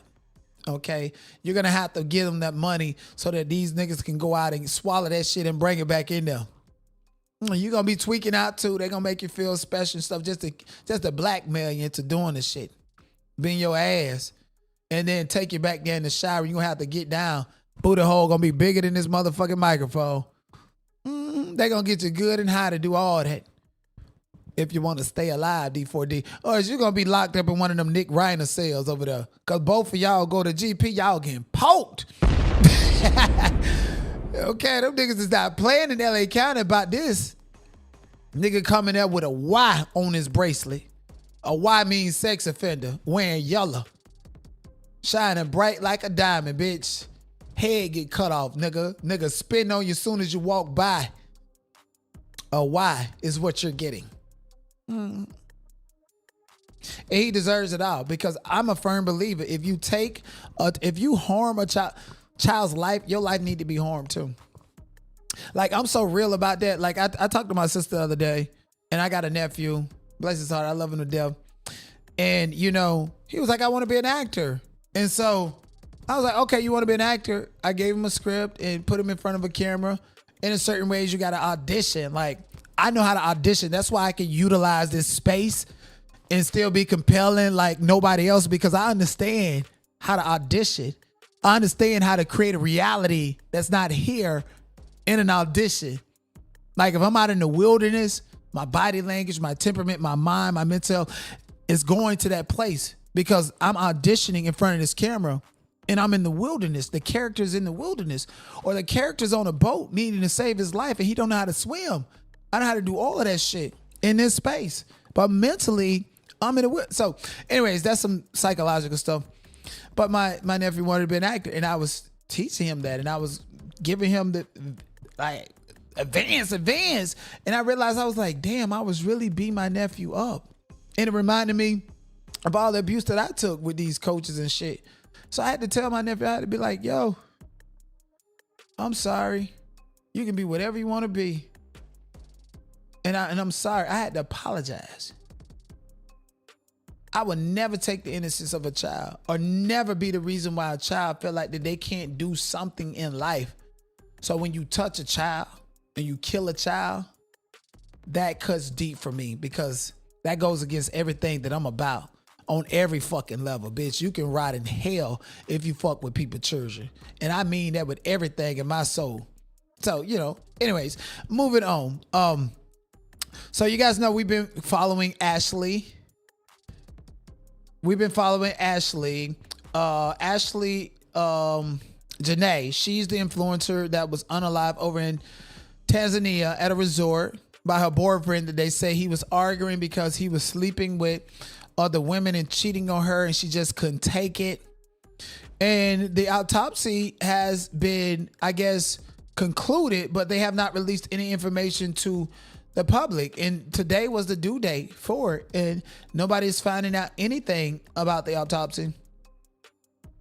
So the article, TMZ reported, Ashley Janae's family is still searching for answers about her sudden death.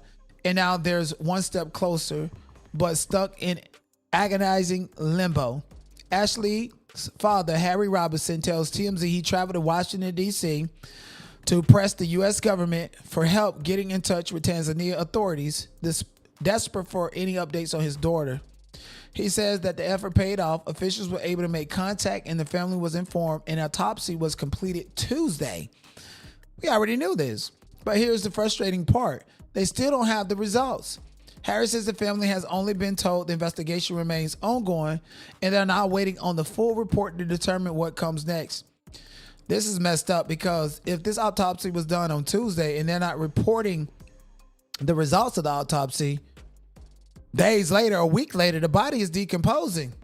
And so the more decomposed the body is, and just like Celeste Ramirez, it's hard to tell what the cause of death was. Even though she chopped to pieces, that's good enough to say that, okay, you chopped up. We don't care if you choked her, drugged up, bitch. Her body just chopped up like the Black Dahlia. That's good enough. In your Tesla, that's good enough. So they playing these games. And I feel like they're playing games, especially with this Ashley situation, because the body is decomposing. So you're going to wait till Monday to tell them that your daughter died by suicide, which is what that y'all want people to believe, and they don't agree and want a second autopsy? Well, it's going to be hard to get that result of a second autopsy. Y'all are buying time. People say that Joe McCann is a frequent visitor to that resort. And that's the same resort that a lot of people go to do freak offs, even gay freak offs that they say, I don't know, even though it's illegal to be that way in Africa, specifically Tanzania and other parts as well. And they go on to report, adding to the pain, Tanzania officials have not yet released Ashley's body to her family, leaving them without closure on multiple fronts. Once those results do come in, the family plans to move forward accordingly. But for now, they're stuck waiting. All right, sorry, we took a little trip. But yeah, Joe Budden liked to beat women and cut up with his podcast buddies who he's a roommate with, pushing 50. Stand none of the romantic choices. But if that's your homegirl and you love her and they vouch for that person, Ashley and homeboy was at my birthday dinner. Yeah. Mm-hmm. They were at my birthday dinner. And I invited. Look at him. Ashley and her home was at my birthday dinner. Ashley the last 2 years to my birthday dinner. So this year I made it a point to get on the phone. Like, yo, this is the year. What's up? You gonna make it? And she was on some shit like, yeah, you know, just gotta check with my man. And I know we gotta drop off the step kids and we gotta pick them up from school and they on spring break and and I'm on the phone like, girl, for real? Like, yo. And he has to drop off the step kids? Or she had to drop off the step kids? Oh, let me see. Like, yeah, you know, just gotta check with my man, and I know we gotta drop off the step kids, and we gotta pick them up from school, and they on spring break, and I'm on the phone like, girl, for real? Like, yo, like, you playing stepmommy over there? I'm just saying, like, she wrecked the dude. Like a lot of people have an agenda on the internet, and But my whole thing is Joe and Ashley lived in Miami. His kids with his second wife, who kind of looked like Meghan Markle, is in California, as well as Oregon, Portland, Oregon, which Joe has a house in Portland, Oregon. So I guess they traveled a lot, and she was over there and so forth. And mind you, Joe Budden met Ashley the same way I met him on Clubhouse. know what it looks like with this white guy and this young black girl. She loved this dude, and by all accounts, he appeared. Yeah, of course he's gonna appear to love her. Even with black men that makes a lot of money and travel a lot and can give these women this glamorous life, these hoes know that come with bumps and bruises and broken, all this other shit. Tyler Perry had a whole movie about it. What is it? I Can Do Bad All By Myself, but one of them. And this is a white man. They like to say the hard N-E-R and everything behind fucking closed doors. So you cannot even trust the representative that he presented for people to see. You cannot trust that. Mind you, Joe McCann is the same guy who got hit up in a Ponzi scheme with Robert H. Shapiro. The SEC crackdown. They need to be in jail. And then Iggy wants to try to disassociate because there's public pictures of her. And he's tied to her getting the money and getting her foot into the cryptocurrency industry, where all the black people who bought her music out the back of T.I. is now signed up for her crypto casino. And other people gambling. And Joe helped her set that up. You know, but I guess it's business. But at the same time, there's a life and there's a person behind who he is, other than who he present himself to be. Why the fuck on earth would you change your picture to a white skinhead wearing a black fucking mask, looking like someone in the Aryan Nation KKK, after you are accused of unaliving Ashley? Like it's a sick joke. Oh yeah, I'm connected with the hotel staff and the black men and women at this hotel, and Ashley's just somebody that I brought over here. I'm gonna do whatever I want to do and get away with it. Money, power, and respect. This guy's connected to billionaires, scamming off the back of billionaires. That's who's holding him up. You think they're gonna be held accountable? You think they're gonna let him be held accountable? You think they don't know what's going on? Again, if the Tanzania authorities reported that they've confiscated his passport and his cell phones and he's updating his social media, that doesn't sound like anything other than the fact that he's still in one of them resorts, chilling, hiding out, sleeping with them other locals, including the maids and the hotel staff who he used to going out there to sleep with. And this is a black American woman. And you know, niggas hate each other, especially black women. And just imagine if you're a black woman stuck in Tanzania, Africa, and this is a black woman who's traveled the world. She's American. You want to be her. You want what she got. And so, of course, you're going to cover for Joe. That could be the possibility with the housekeeper, the person that allegedly found her, that allegedly set her up and said that she had suicidal ideology to feed us a narrative. If I know one thing, two things for sure, don't trust no niggas and don't trust no fucking Christians. Oh, Lord. And then a white man coming over looking like Jesus done did this, you know they gonna take up for them. And that's psychological propaganda to always think that the white man is right, that the white man can't do any wrong because your grandma got Jesus on her motherfucking beads, Jesus on her Bible. Donald Trump even tried to pretend to be Jesus. He deleted that motherfucking picture, but he didn't delete the pictures of black women like Michelle Obama looking like monkeys. So we are conditioned to feel like white men are victims or white men are right. Especially in this situation, even black men, not just black women. This is why black men are going celebrating and praising and cheering. As if even if she dated black men exclusively, did you have an opportunity or did you feel like that you should have been the person that she chose? Is that what you feel like? Is that why you feel like you're justified in picking at and poking at Ashley because you feel like that you own black women and they can't make their own decisions, whoever they want? That's an invasion of privacy. How dare you say that you own black women and that she can't screw on who she want to screw on?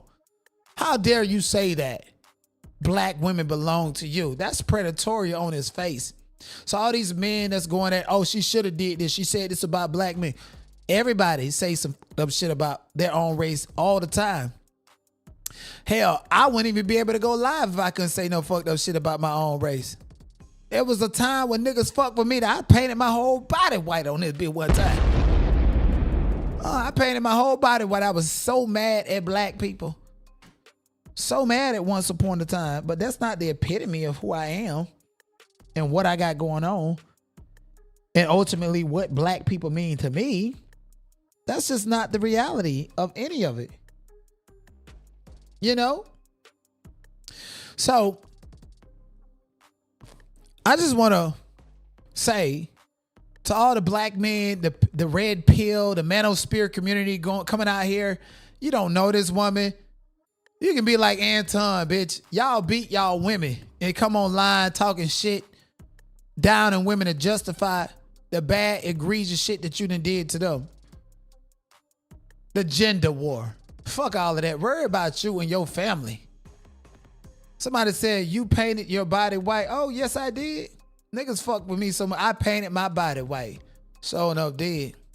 And Rose Miller, happy, sad, indifferent. This hoe want her body to be white, period. Rose Miller had a lot to say about how her white husband doesn't like black women, doesn't like their attitude, doesn't like their behavior, and pretty much how they're sick of black women, including her, who is a black woman. Husband seeing the behavior of black women, he's like, baby, I'm sorry, like, I don't want to get no nasty taste in my mouth towards a group of people, but like, it's hard not to fucking account because some weird ghetto bitter black bitches that I don't know from a you would think that I personally know these women. Well, sweetheart, I'm sorry to break the news to you, but if your husband don't like black women, you're not an exception. The thing is, you just haven't challenged him enough. You haven't challenged his worldview. Now, they already said that he was knocking your head up against the wall, right? But understand, this was a quick check to see if you had that self-hatred that he's looking for. Yeah, he exactly. They get off on you being self-hatred, having self-hatred. They get off on that. Okay, they really do. That's why black people feel weird when white people come to your rescue. Wait, after you said some anti-black shit. Oh, okay, you gassing this on. That's what this is about. You're backdooring this angry black person, lashing out his race because it's how you really feel. That's how people are looking at Ashlee Janae. There's tweets when she was just underage, tweeting about how she's going to marry a white man just like her mother. Her mother's literally married to a white man. And he looked very controlling in the relationship. And from what's happening here, it seemed like she didn't even have a great relationship with her mother. And her mother failed to teach her certain things about her own interracial relationship. Hey, man, listen, do what you do. But at the end of the day, like, be assertive in your communication. If I see somebody lashing out and, oh my gosh, black this and this, I'm like, okay, this person is mad and angry and I'm not going to take this personal. Because if I do, I'm going to incorporate and support this anti-blackness. And how can you fall in love with somebody anti-black that's black, just giving you a pass to be racist? And it's okay, so as long as you make them your token. And so as long as Rose Miller is the token or whatever, then I can tolerate it. I can hide your racistness from my family, from my friends, and act like you're this innocent, sweet person and just post nice pictures about you and say nice things about you publicly. And then when times like this happen, there's no actual proof that Joe McCann was abusive to Ashley at all. She didn't create no videos or nothing. Rose, at least she got sense to come out here and say Brett been knocking her motherfucking head through the refrigerator, but they good. He went to jail in Hawaii for knocking her head in the refrigerator. She dropped the charges. So if she come up missing, we got enough evidence to prove that she was just dumb enough to go back to a motherfucking situation and he need to go to jail. Ashley made that mistake because I'm going to promote this soft life, this perfect life, just because I'm black, dark skinned at that. And the only way for me to love myself is feeling like I'm better than everybody else that look like me. That's anti-blackness. And I think that's what a lot of people are upset about, specifically black men. And oftentimes you get people who do that. And they have a right to be fed up about that. But don't be like whack 100 just wishing death upon somebody, especially after you DM her and she turned you down. And that's why you mad. Bust down, whack Yana, bust down. Somebody said China's story is so sad. Listen, I'm not reading a motherfucking AI book. She can come up here and do an interview and still ain't gonna sell the motherfucking books. Moving on, Trump's health secretary RFK gets confronted over suggesting that black children on ADHD medication should be reparented, denies saying everything. I also remember him saying over 48% of Americans have a disability, but you want to point out black children on ADHD medication with their bad asses? In a 2024 podcast interview, you suggested that black children on ADHD medication should be reparented. You said every black kid is now just standardly put on Adderall, SSRI, benzos, which are known to induce violence, and that those children are going to have to go somewhere to get reparented. There is a lot to unpack in that comment. I know that you've already answered several of the questions I was going to ask, and so I'm just going to rephrase them. Mr. Secretary, you've already admitted that you are not board certified physician, and you've already admitted that you did not go to medical school. Have you ever reparented, or parented, I should say, a black child? I don't even know what that phrase means, and I doubt that I said it. Yes or no answer. I doubt that I said that phrase. No, Absolutely. I'm not going to answer something that I didn't say. You absolutely said it. Oh, I'd like to hear the recording. So to be Because clear, it doesn't make any sense. I don't even know what it means. I don't either. That's why I'm asking. And by the way, so to be clear, you're not a doctor, you have no medical degree, and you have no formal medical training. You have never parented a black child. 24 of the 26 HHS secretaries have not had medical This is my degrees. time. And I say to the chairman, I want to reclaim my time. So you are not a doctor, have no formal medical training, and you've never parented a black child, and yet you are suggesting that the federal government should take black children away from their families and reparent them and send them off to some wellness farm instead of providing them with evidence-based. You're just making stuff up. I am absolutely not making this up. Wellness farms, rehabilitation facilities that I'm going to start where people, any American can go for free, any of them who is dependent on drugs, either legal drugs or illegal drugs. Listen, I ain't feeling, after you done said this shit about black children, sir, we need to get you the fuck up out of there sounding like you got frogs punching you in the throat. Psychiatric drugs, which every black kid is now just standard put on Adderall, SSRIs, benzos, which are known to induce violence.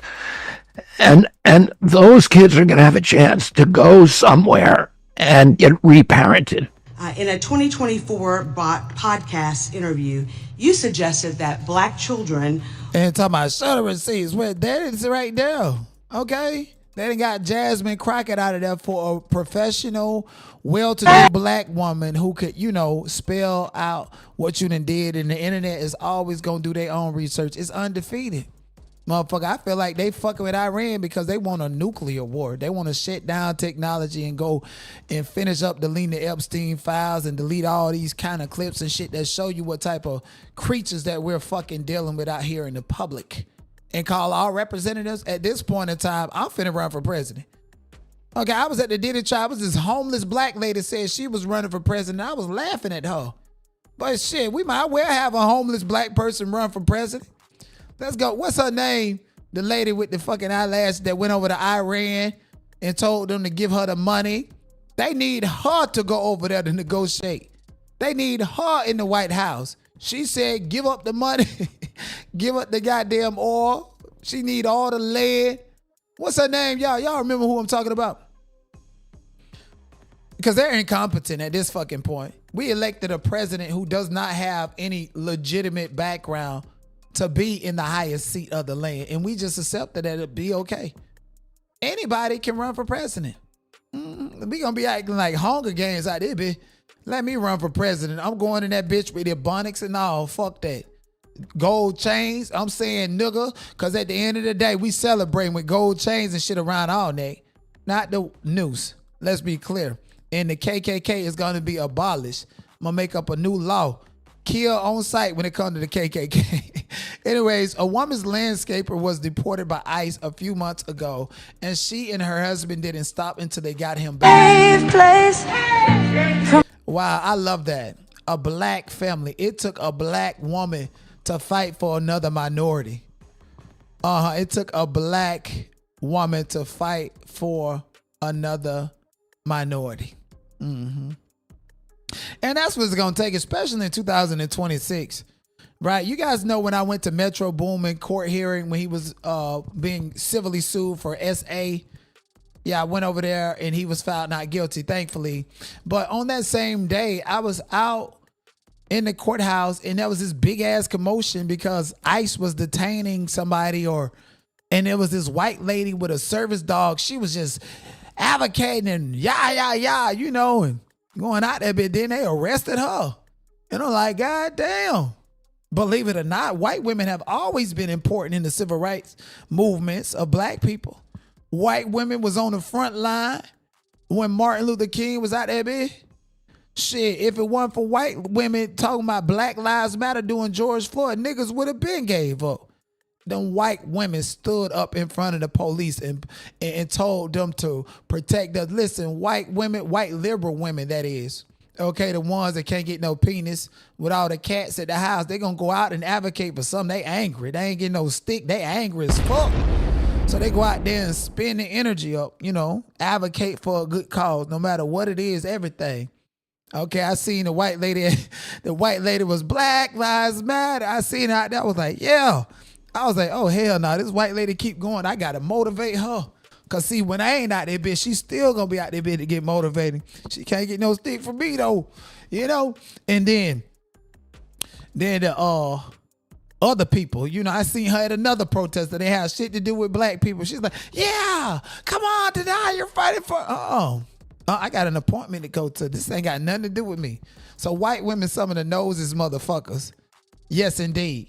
Black people, we just knows it when we show up to a car accident or some fatal incident that y'all want to see people pain on their face and going to the motherfucking funerals. White women got a different type of nosiness. They do all of that, plus go out there and spend their energy, spend all of their money on Sharpies and snacks and water and shit. You know, so, but I shout out to the people that advocate for something that's important in a change. And I do know, and I'm going to tell you right here, white women advocate for everything. They so mad that white men can't get no... everything. This is why white women are the biggest minority in America. Because white women got their hands, their motherfucking nose, their feet, and their VVs. And every political, social... I'm telling you. They say even Eleanor Roosevelt slipped and got her some black penis when she was out there telling black women, don't listen to these men, they're bad. And she was out there getting slayed by black penis. That's what they say. I don't know.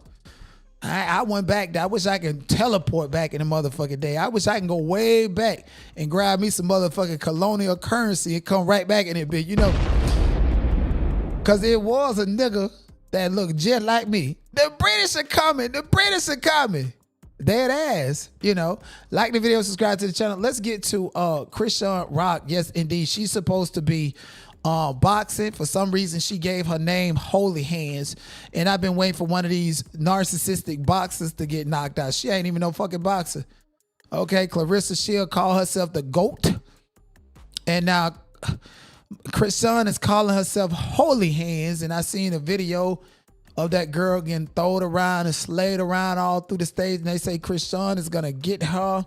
They knew to pick a wrestler instead of a boxer to box Chrisean because they want Chrisean to win. She didn't call herself Holy Hands. See, God don't pick and choose. Okay, there's plenty of bitches that'll knock you out. Go and fight that lady that knocked out Egypt. I bet you won't fight her. Cause you gonna be out there be windmilling, thinking you too good to fight and ain't got nothing going on. Girl, listen, the hood wants you to get knocked out, that other big ass teeth, because you done fucked up your baby. And the hood is mad. Junior belonged to the trenches. He belonged to us more than he belonged to you. You just got physical custody of him. After you snatched him up from Terrain because she was finna beat your goddamn ass about giving hood be no trophy. All your shit money, they sending them back for her to take care of Junior. So she say when she just wanted a crab boy and to go to the casino. Yeah, you did a lot of dirt, girl. You changed your activities and sports and shit more than you changed your underwear and your men. And I don't know which one of them you do more frequent. Snoring in the background. Y'all seen the video? She had the book that she never opened. Just took the plastic off of it, saying she learned so much because she read. She ain't even passed old McIntyre had a form. E-I-E-I-O. Telling the way she moved. Y'all know Chrisean was that girl. Ronnie Doe told me she was Baker acted, sent to the mental health hospital, and stayed in one classroom all day. You know where the people eat glue and stick pencils down their motherfucking ear. We ready for you to get beat up. We ready. In the name of Tiffany Haddish, she had a press conference. I thought maybe she was going to be, you know, in this press conference showing us little boxing move and what she got going on. Instead, she sitting down, probably done gave Junior some melatonin or whatever she get him so we don't hear him. Because, you know, everybody here is so irresponsible. Everybody around her is failing Junior, and we got to deal with her incompetence and call her Holy Hands. See, God don't pick and choose. You gonna get enough of playing with God out here, singing a song all off beat and off fucking key. I'm glad you took Ronnie Doe name out of it. Do it one time for the Vine and get knocked the fuck out. Cause if you don't, they still gonna create them AI videos so you get knocked the fuck out. My name's Jonathan, and first time I met Cal before, he put me in the ring with Devontae. And his goal was to make me quit. And I showed up the next day. Yeah. And he put me in with Malik. Yeah. And after that, I came the next day. He put me in with Truck. And I showed up the whole week training. He ended up working corner my fights. Maybe, I still wrap my hands the way he taught me to trap hands. And right. What kind of style fight you are? Are you good at handling punches? You know, does that come forward? I feel like I'm not gonna get hit, and if I do, you should be scared. You know? Yeah. Like if I could dance, I'm respectfully. Yeah. Like I cannot wait. Like I don't know. I be feeling like in my sparring. And she a good fighter. She's actually, her name is Dennis. And she move and hit like a pro, right? So lately I've been good at moving and stuff. But like when she catch me, it's like I don't like the form, I don't like anything. And now I'm trying to hurt you. Everything's out the window. Yeah, because I be trying to save energy so I don't burn out. And I'm like, well, hold on, you know what I'm saying? So it'd be like, maybe I'm hasting too much, you know? So I don't know. I want to learn it more. So like, I can master something, but my goal is to remain humble because at the end of the day, I got all respect whoever jump in the ring because me, God forbid, or that person could lose their life, get brain damage. So my job is not to like break your spirit, but it is to win. So, you know, just be careful. You know. These are my daughters. They know more about you than I do, and I'm just glad you're being a good example of that. Stop pushing things around. I appreciate it. Me too. At first, when I was famous and I come around family or like my pastor and stuff, like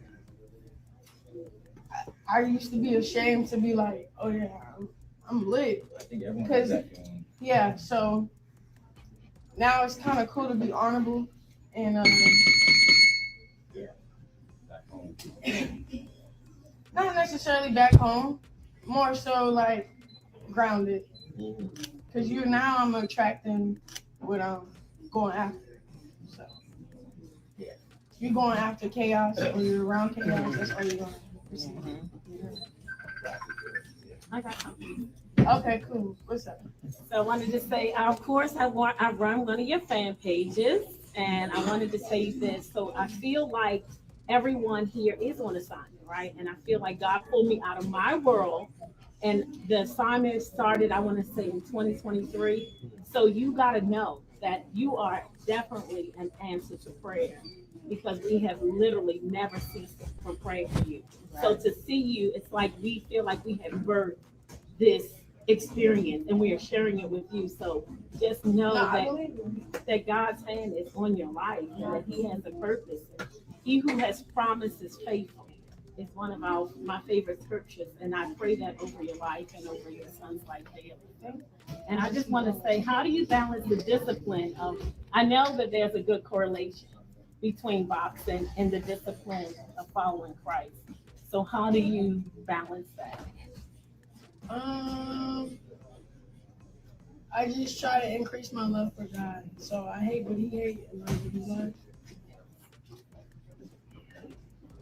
When I fall short of it, I start moving slower.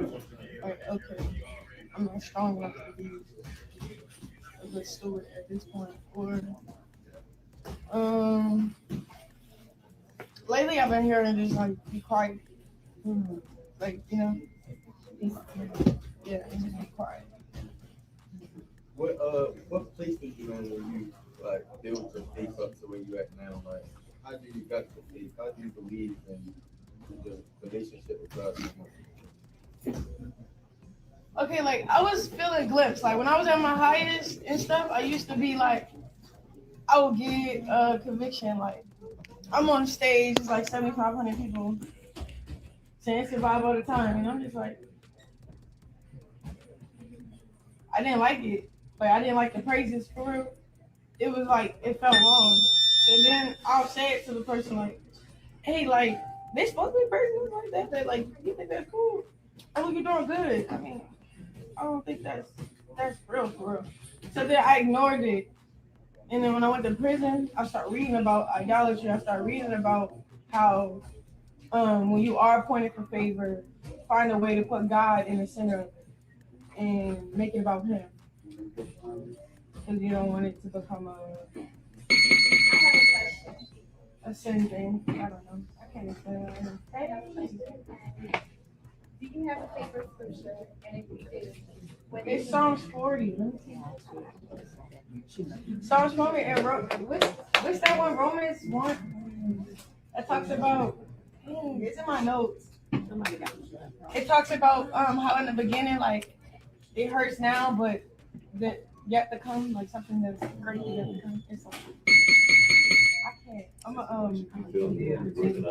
It hurts now. What's that one? Romans. Well, why are you looking at Coach Calvin? Yes. A lot of your boxers also realize, mention you, and look to you as a father figure. How difficult, what kind of challenges is it to take on that role and also to be a trainer inside the ring? I'm doing the work, putting the work in. I always tell you that. The thought don't come from me. My job is to do, and it is. Like like I said, I'm on a journey with her. You know what I'm saying? This didn't have no mod cord, and the team around me, you know, they put in the work with me, and they around me all the time. So they seeing what I'm trying to kick. It's not about boxing. It's bigger than boxing. You know, her coming to us, moving a lot of young ladies. Saying that it's not how you start, it's how you finish. Come on now. And I've been down that same journey with them. If anybody know my life, you get what I'm saying? So my goal is try to do what Mr. Mack did before he left. I was at his funeral, and they made a statement. Anybody that's here that Mr. Mack touched me like, stand up. I see a man. So that's my goal is to do what he done, but even better. You're doing a great job. Yeah.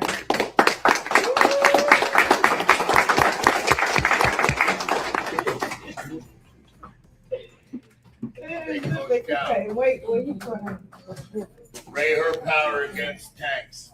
What he say? Ray I don't do that to him. How are they doing it? No.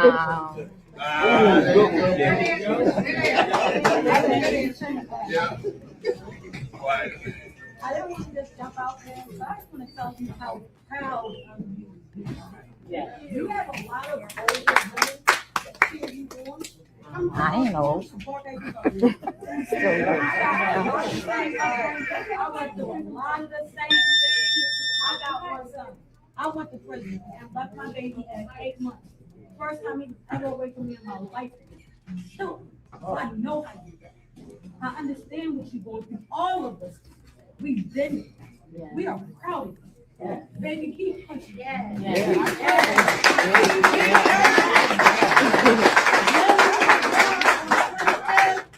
We all get this. She won't win. If you don't, She gonna win. I'm gonna be there to witness it. Okay, so Psalms word to go like this. I waited patiently for the Lord. He turned to me, he heard my cry, he brought me up also out of a horrible pit, out of a miry clay. He set my feet on the rock and gave me a firm place to stand. He has put a new song in my mouth, even a praise to our God. Many shall see and fear and shall put their trust in the Lord. Amen. So I felt like situations and was also just circumstances was also like basically something that what can I say, help you structure where he needs you to be at. Yeah. So like say if something is happening to you, it's only happening to you to mold you to be greater. You know what I'm saying? So yeah. That's what I feel like right now. It's like you said, it's bigger than a match or boxing. I think it's a shift. But it's like an anointing shift. It's because it's just celebrity boxing, and then when I got in the gym, I'm like, I'm not even a pro yet. Like, what's going on? Like, it just feels heavy. Yeah. In one of your scriptures, you have to feel the pain to actually feel the glory.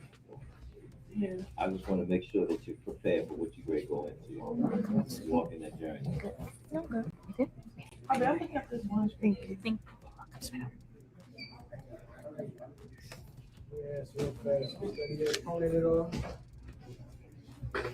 Huh? I said you study your opponent at all. Are you like ready for her? How do you think she's gonna respond to you? She can't handle it. She can't handle her. I feel like honestly, you just worry about yourself. Yes, right. exactly. We'll handle her. Like you could try if you want to do that, but I mean, if he tell me to, or if he showed me something, like okay, but that I have to trust my training and my dedication, and I gotta trust. We got her for you. My leadership. You know what I'm saying? So if I trust that, we'll handle her for you. Don't worry.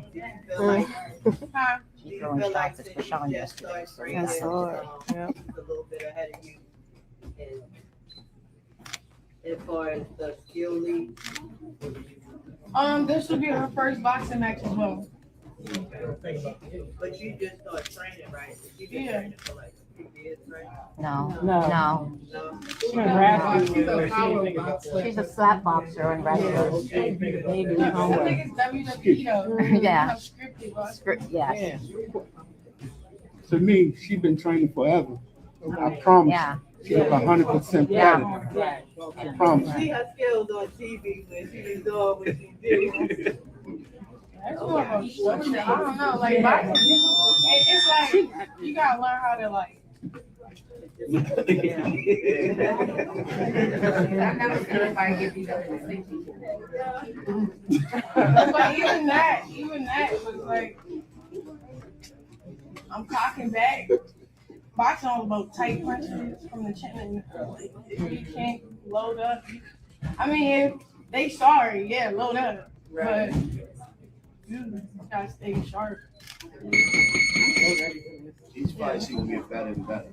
That's right. Amen. Yeah. It's just like life. Each fight, you get better and better. In Jesus' name. Amen. So as they say, each fight, this gonna be our own fight. We have more than So it's a lot of people reaching out, like, should I name drop or no? Nah, we ain't doing that. It's got a couple of hours though. That's all you need to say. It's like, Everybody need dollars. wait, I gotta be safe with that too, because like, We learned something in our experience talking to people, and she read it. She read it, and I was like, she's sharp. I mean, Sean is super sharp. it's discernment. Like, okay, oh yeah, I got like, you know, $500,000 or $1 million. Okay, who did you pay? You know what I'm saying? Right. The officials, are we on your turf? We on my turf? Like, I want what's best for me. Amen. I don't care for the money. That's right. Like, because you can sign yourself up Mm. to hurt yourself. Like, the person already have it scripted out, and you think you just going, unless you go in there tripping, and then, but I don't feel like having to do all that. I don't want to be in survival mode. I want to be somewhere I'm safe. That's right. Where it's completely fair. I don't want to be somewhere and then win like 4 rounds, lose 2 rounds, and lose the whole fight. But you know, like that right there, you have to do research. It's not fair, you know. And it's I want to put that here. Not all good money is good money. So, Go ahead. I think what I'm gonna be doing after this is my own thing. Like, get a ring, so y'all pull up. My own thing. Sure will. What's your training regimen like? You do a lot of cardio, weightlifting. So in the morning, I wake up, I eat like 2 eggs. I used to do 2 eggs and some turkey bacon. Now that I'm cutting weight, just 2 eggs. And then hit the boxing gym. That's like whatever that is. And then like hours later, around like 7, I do either speed endurance with my track team, Oak track team. They used to be called I-5 Elite, now they Union Track. I used to train. That's my other track coach. He's back there. He's back there. Coach Vaughn. Coach Vaughn, put your hand up, Vaughn. But I was not with a kid, like 13 doing him. But long story short, it's like every day though. The only days are okay, and then 3 miles. Does she think she's saying some poetic shit? Boxing is gonna be up 6 miles. E-I-E-I-O. I'm baby stepping getting there because my range it's only 3 rounds in a minute and 30 seconds. So I'm not pushing myself over the limit to be fighting like 10 rounds and like I'm slow. No, babe. My body's like I don't want to put my body in shock and I get hurt. So I'm gradually getting into it. But once I get the technique and it, all this down and I'm a stopper, oh yeah, put me anywhere. That's right.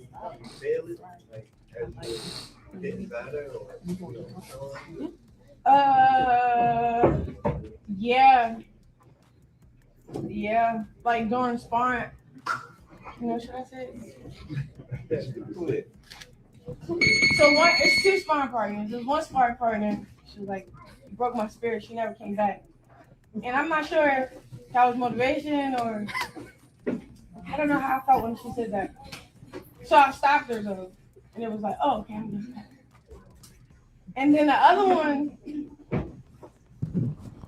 Man, we want to see you sparring. So, we don't want to hear you lie. And we're only practicing in like big gloves. We're not practicing when I'm really fighting. Listen, she's lying. Okay, the clips we've seen of you sparring look like my 3-year-old nephew was playing Mortal Kombat. Bitch, just all over the ain't throwing no licks, ain't doing no real damage. Bitch, if you can jump, you'll be all in the air playing like a little child, a toddler on a video game for their first time. That's why I want to do team round. And when I get this down, you still ain't got it down. And you ain't gonna get it down. That's why you done went to football. Coach Cal deleted every picture of you because he know you ain't mastered the technique. Now you want to go back over there to football. The destiny swap with Petey. When we seen you out there be playing like Forrest Gump. Fighting them, going to my head. But the one he got me like training and sparring is they heavy, like, and they like how you dream. You know how you dream and you swinging slow. You feel me? It's weird, but when I catch it and it's still there, I'm like, whoa! I be scared of myself for real. But I don't want to get like, like I just want this to be a great experience. So, and then not like that. He be paying the sparring partners. Like it's not one person that want to just get in there. I mean, he got paid them. So. And you know, I believe in serendipity. But this is not necessarily serendipity, but y'all hit a smoke alarm. You know, it's a red alarm, like warning, warning, warning. It's warning you in real time not to get in that rain. Miss Holy Hands, you're going to disappoint God. That's too much. Y'all see, I'm enjoying this. I'm blaming Egypt tried to change. After seeing you fight. I don't know who Egypt is. The one that got some clips. Oh, God bless her heart. Because you know, like, I don't got no. Oh my God. I wasn't scared of her, right? She just looked real. You know how they be looking, right? And she was. It was like maybe I should have took that back. But it's okay. It's all in your training. I think a lot of people jump the gun for clout and then how you do foolish things. So. Projecting. You're doing it for clout, babe. I'm glad I didn't choose that because that would have just been like. Hopefully every fight short there. I don't know. Question, go ahead. I do not want to be boxing the whole time. How does it feel going from coaching Tank, you know, as people perceive him as a bad boy, to Chrisean? We're the same people. They're the same people. I got a female Tank. That's what I was I saying. got a female Tank. Y'all just don't understand. If you hear each one of them gave a story, if I ask Steve, give me a story on your first battle. Yada, yada, yada, yada. Me and her got into it big and love her to death now. No. Let him get a But after I seen her for her, you know, she mean well. She changed her life around. That's my little sister. Amen. This coach nice. They see me every day. They said, we ain't never see a party come in all the time. Show Mr. D. What's your story, Nice? I ain't gonna lie. When I first met her, I didn't think it was gonna work out. But she, her dedication and her drive to she locked into the whole process. She trusted the whole process. And that's when I started seeing the transformation. Like what y'all see on Baddies is nothing like what we got with her in person. She's a totally different person. What we see on Baddies, we haven't. First of all, the only thing we seen on Baddies was Chrisean sneaking bitches. Okay, we seen her folded like Kalani doing some laundry when what's her name, Pressure got her, the girl that she beat up in the sink. That girl was there for the smoke. You played referee like you was Ivory on Baddies Africa. You're crying, get on one knee because you don't want Tasika to eat you.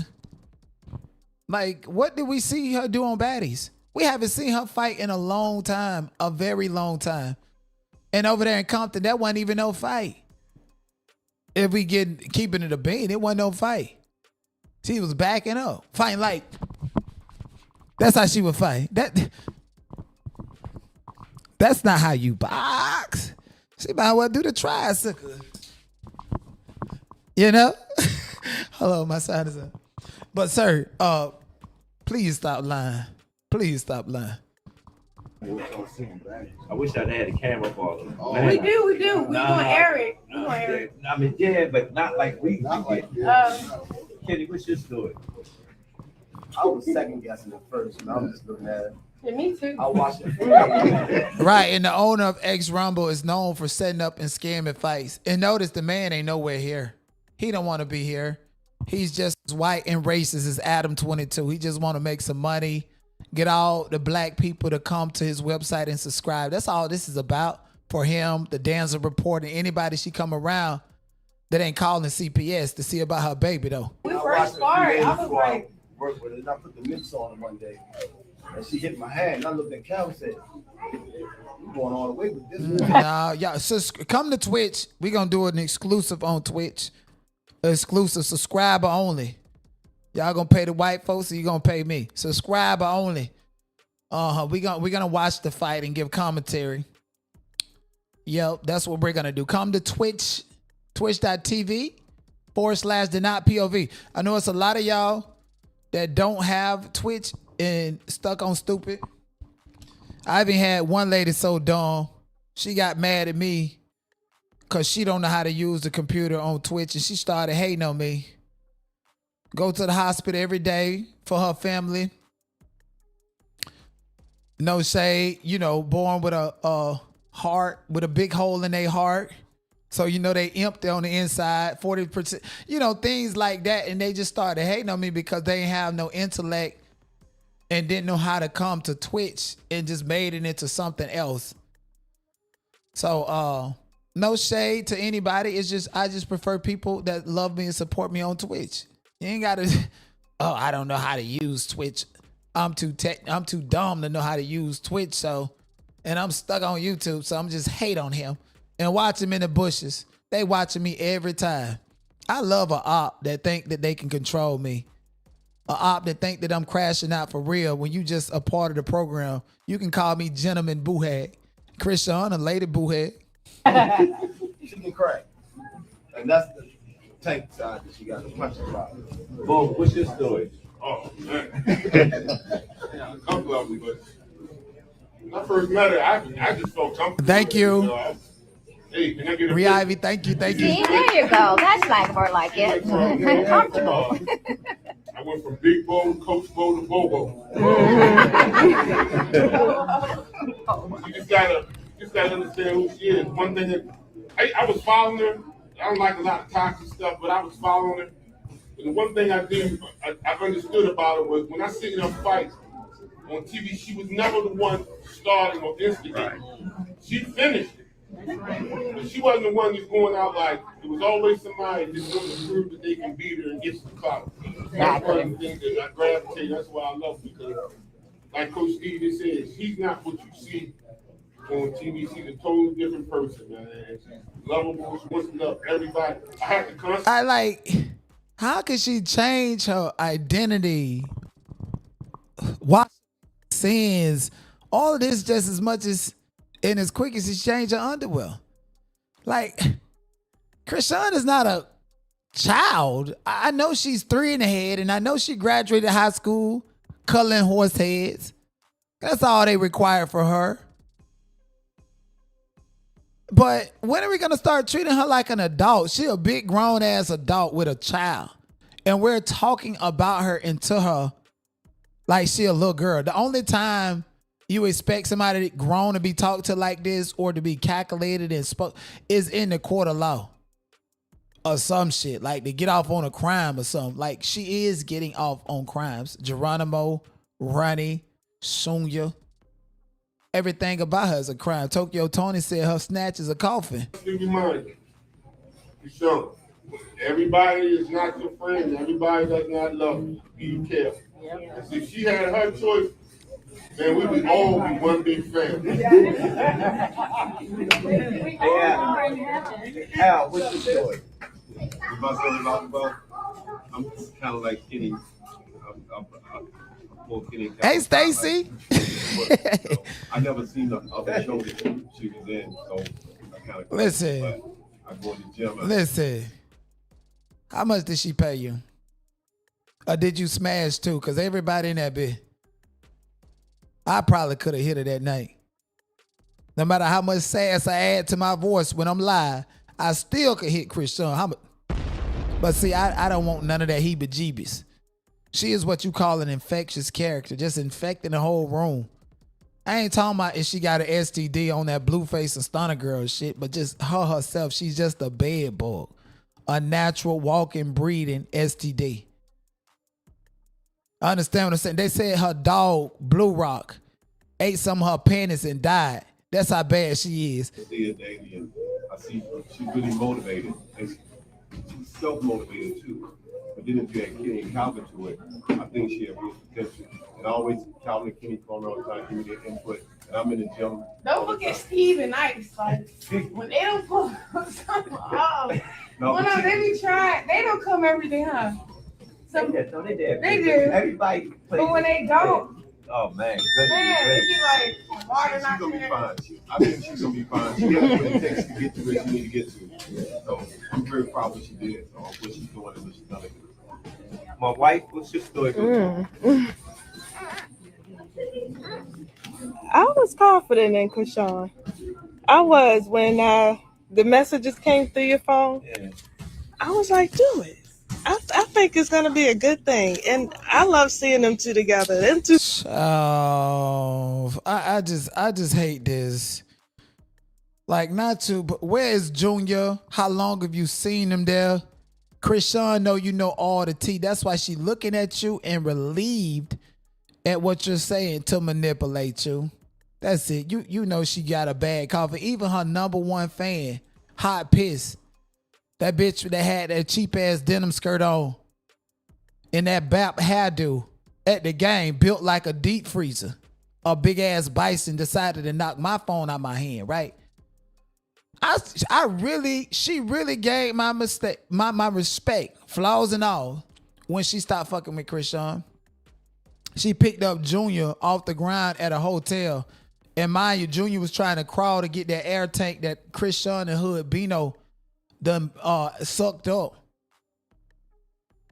Picked her up, drove her to LA, no gas money, ain't give her nothing. No gas money, made her go back, no picture, nothing. Treated her like a fucking fan that you should be honored by my presence, that I would even show up to this fake shit. So go ahead and go nuts, go ape shit. So Hot Piss went behind and told all the tea how nasty Chrisean, how stinking dirty she is. Say she got trees.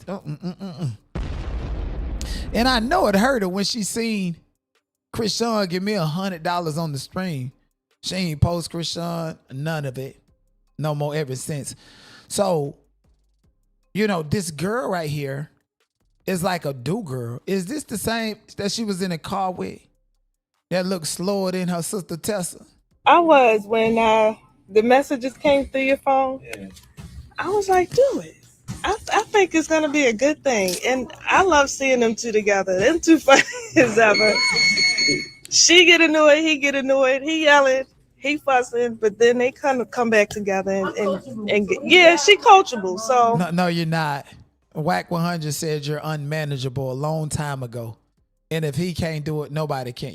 I'm coachable. No, you're pushing a narrative. You're not. Okay, you're not. And if somebody tell you you're not, you're gonna reach at them and hit them. And at this point in time, somebody said, "Oh yeah, you want to say that shit to Chrisean face?" Yes, I would. And guess what? If she hit me, I'm gonna have to fight her back because I can't sue her for no money. Somebody said that they ain't been poking dolls to have James Wright dead. So they got him dead on the internet instead of she paying his man his money.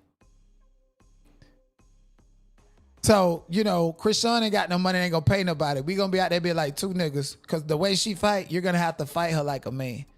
And I don't wish that upon her, cause she can be a sweet girl, but she's always been muscular and cockstrong like that. She's a bit more toned. And let's be clear, she's not toned for boxing. She's toned because she waiting for Blueface to call her back over there. Okay, she's the pit bull that's gonna beat the shit out of Stunner Girl. If you ask me, you know. So she is faking it. She's a narcissist. She is lying. She is building this narrative. And this is the truth. And many people don't care because this is, I guess, the new normal for so many people. To just lie and act like yesterday one shit. Even Glorilla know. At the end of the day go in.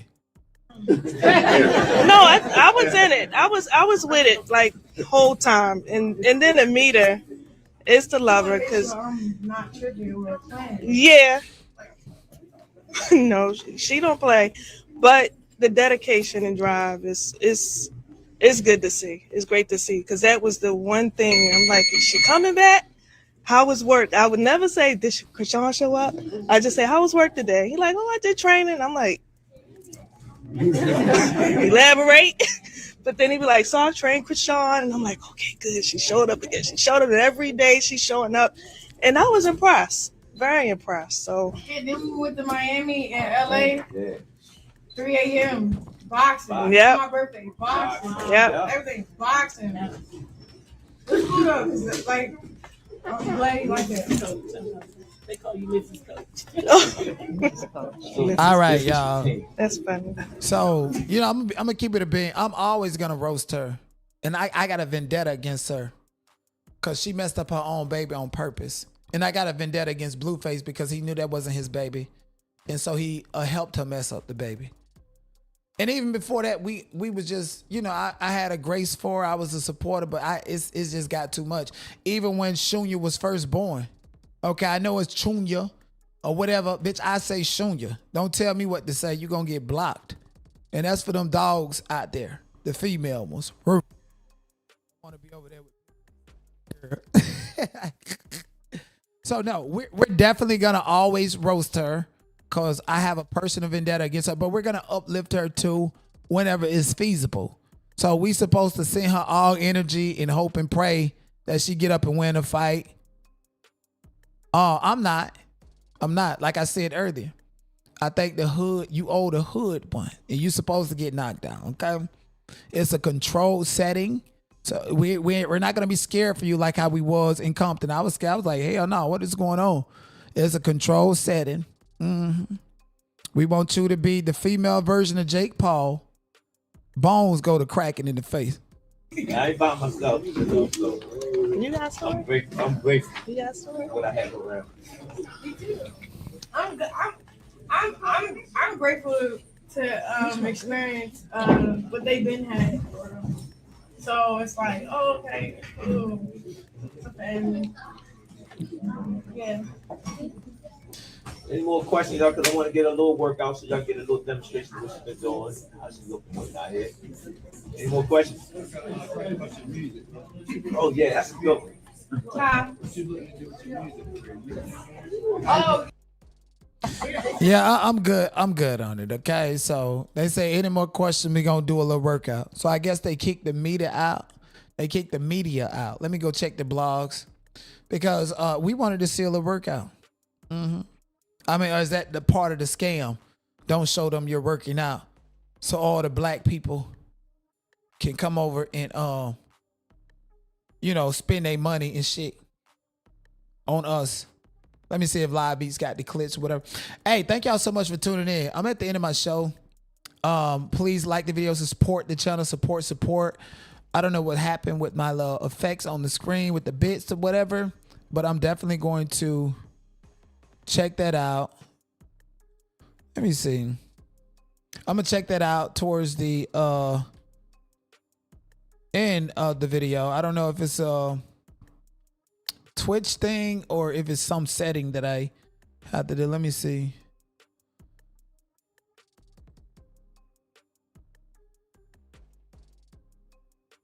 I don't know. Did I get a notification? Games. No, I don't know. I'm gonna figure it out. So you guys was not able to get any memberships, to gift any memberships or any bits or anything this live stream?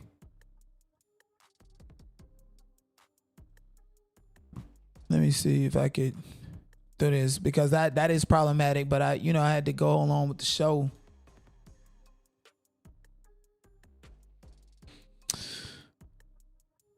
Oh, you did? So you was able to gift? I received a gifted too. Thank you. There was two. Okay, perfect. So earlier the bits and stuff wasn't working. Is it not working on my screen, or exactly what? I'm gonna figure it out. This is the extension right here. It might was some like plug-in type of shit going on. I don't know. Oh, the bits did not work for you, OMG. And I did get your Cash App. Thank you so much. And thank you so much, Jessica, and to everybody that supports me endlessly. Thank y'all over there on the other platform for supporting me as well. I rolled my knee playing tennis last week, and then so I went back out there without it fully healed, and now it's swollen. So yeah, that's what I'm dealing with. That's why I'm not as hyper and active in the lives as usual. So I'm dealing with an injury. It's called tennis knee. Tinnitus. No, not tinnitus. Tinnitus is in here. But thank y'all. One bit. Okay. But it's not coming up on my screen is what they're saying. So that's a whole nother program and site that I have to deal with to make sure that works.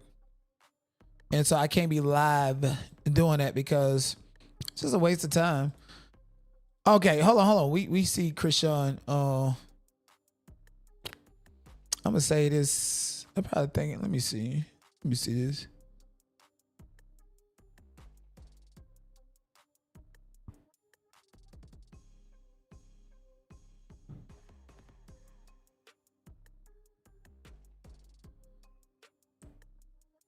She's doing what she need to do.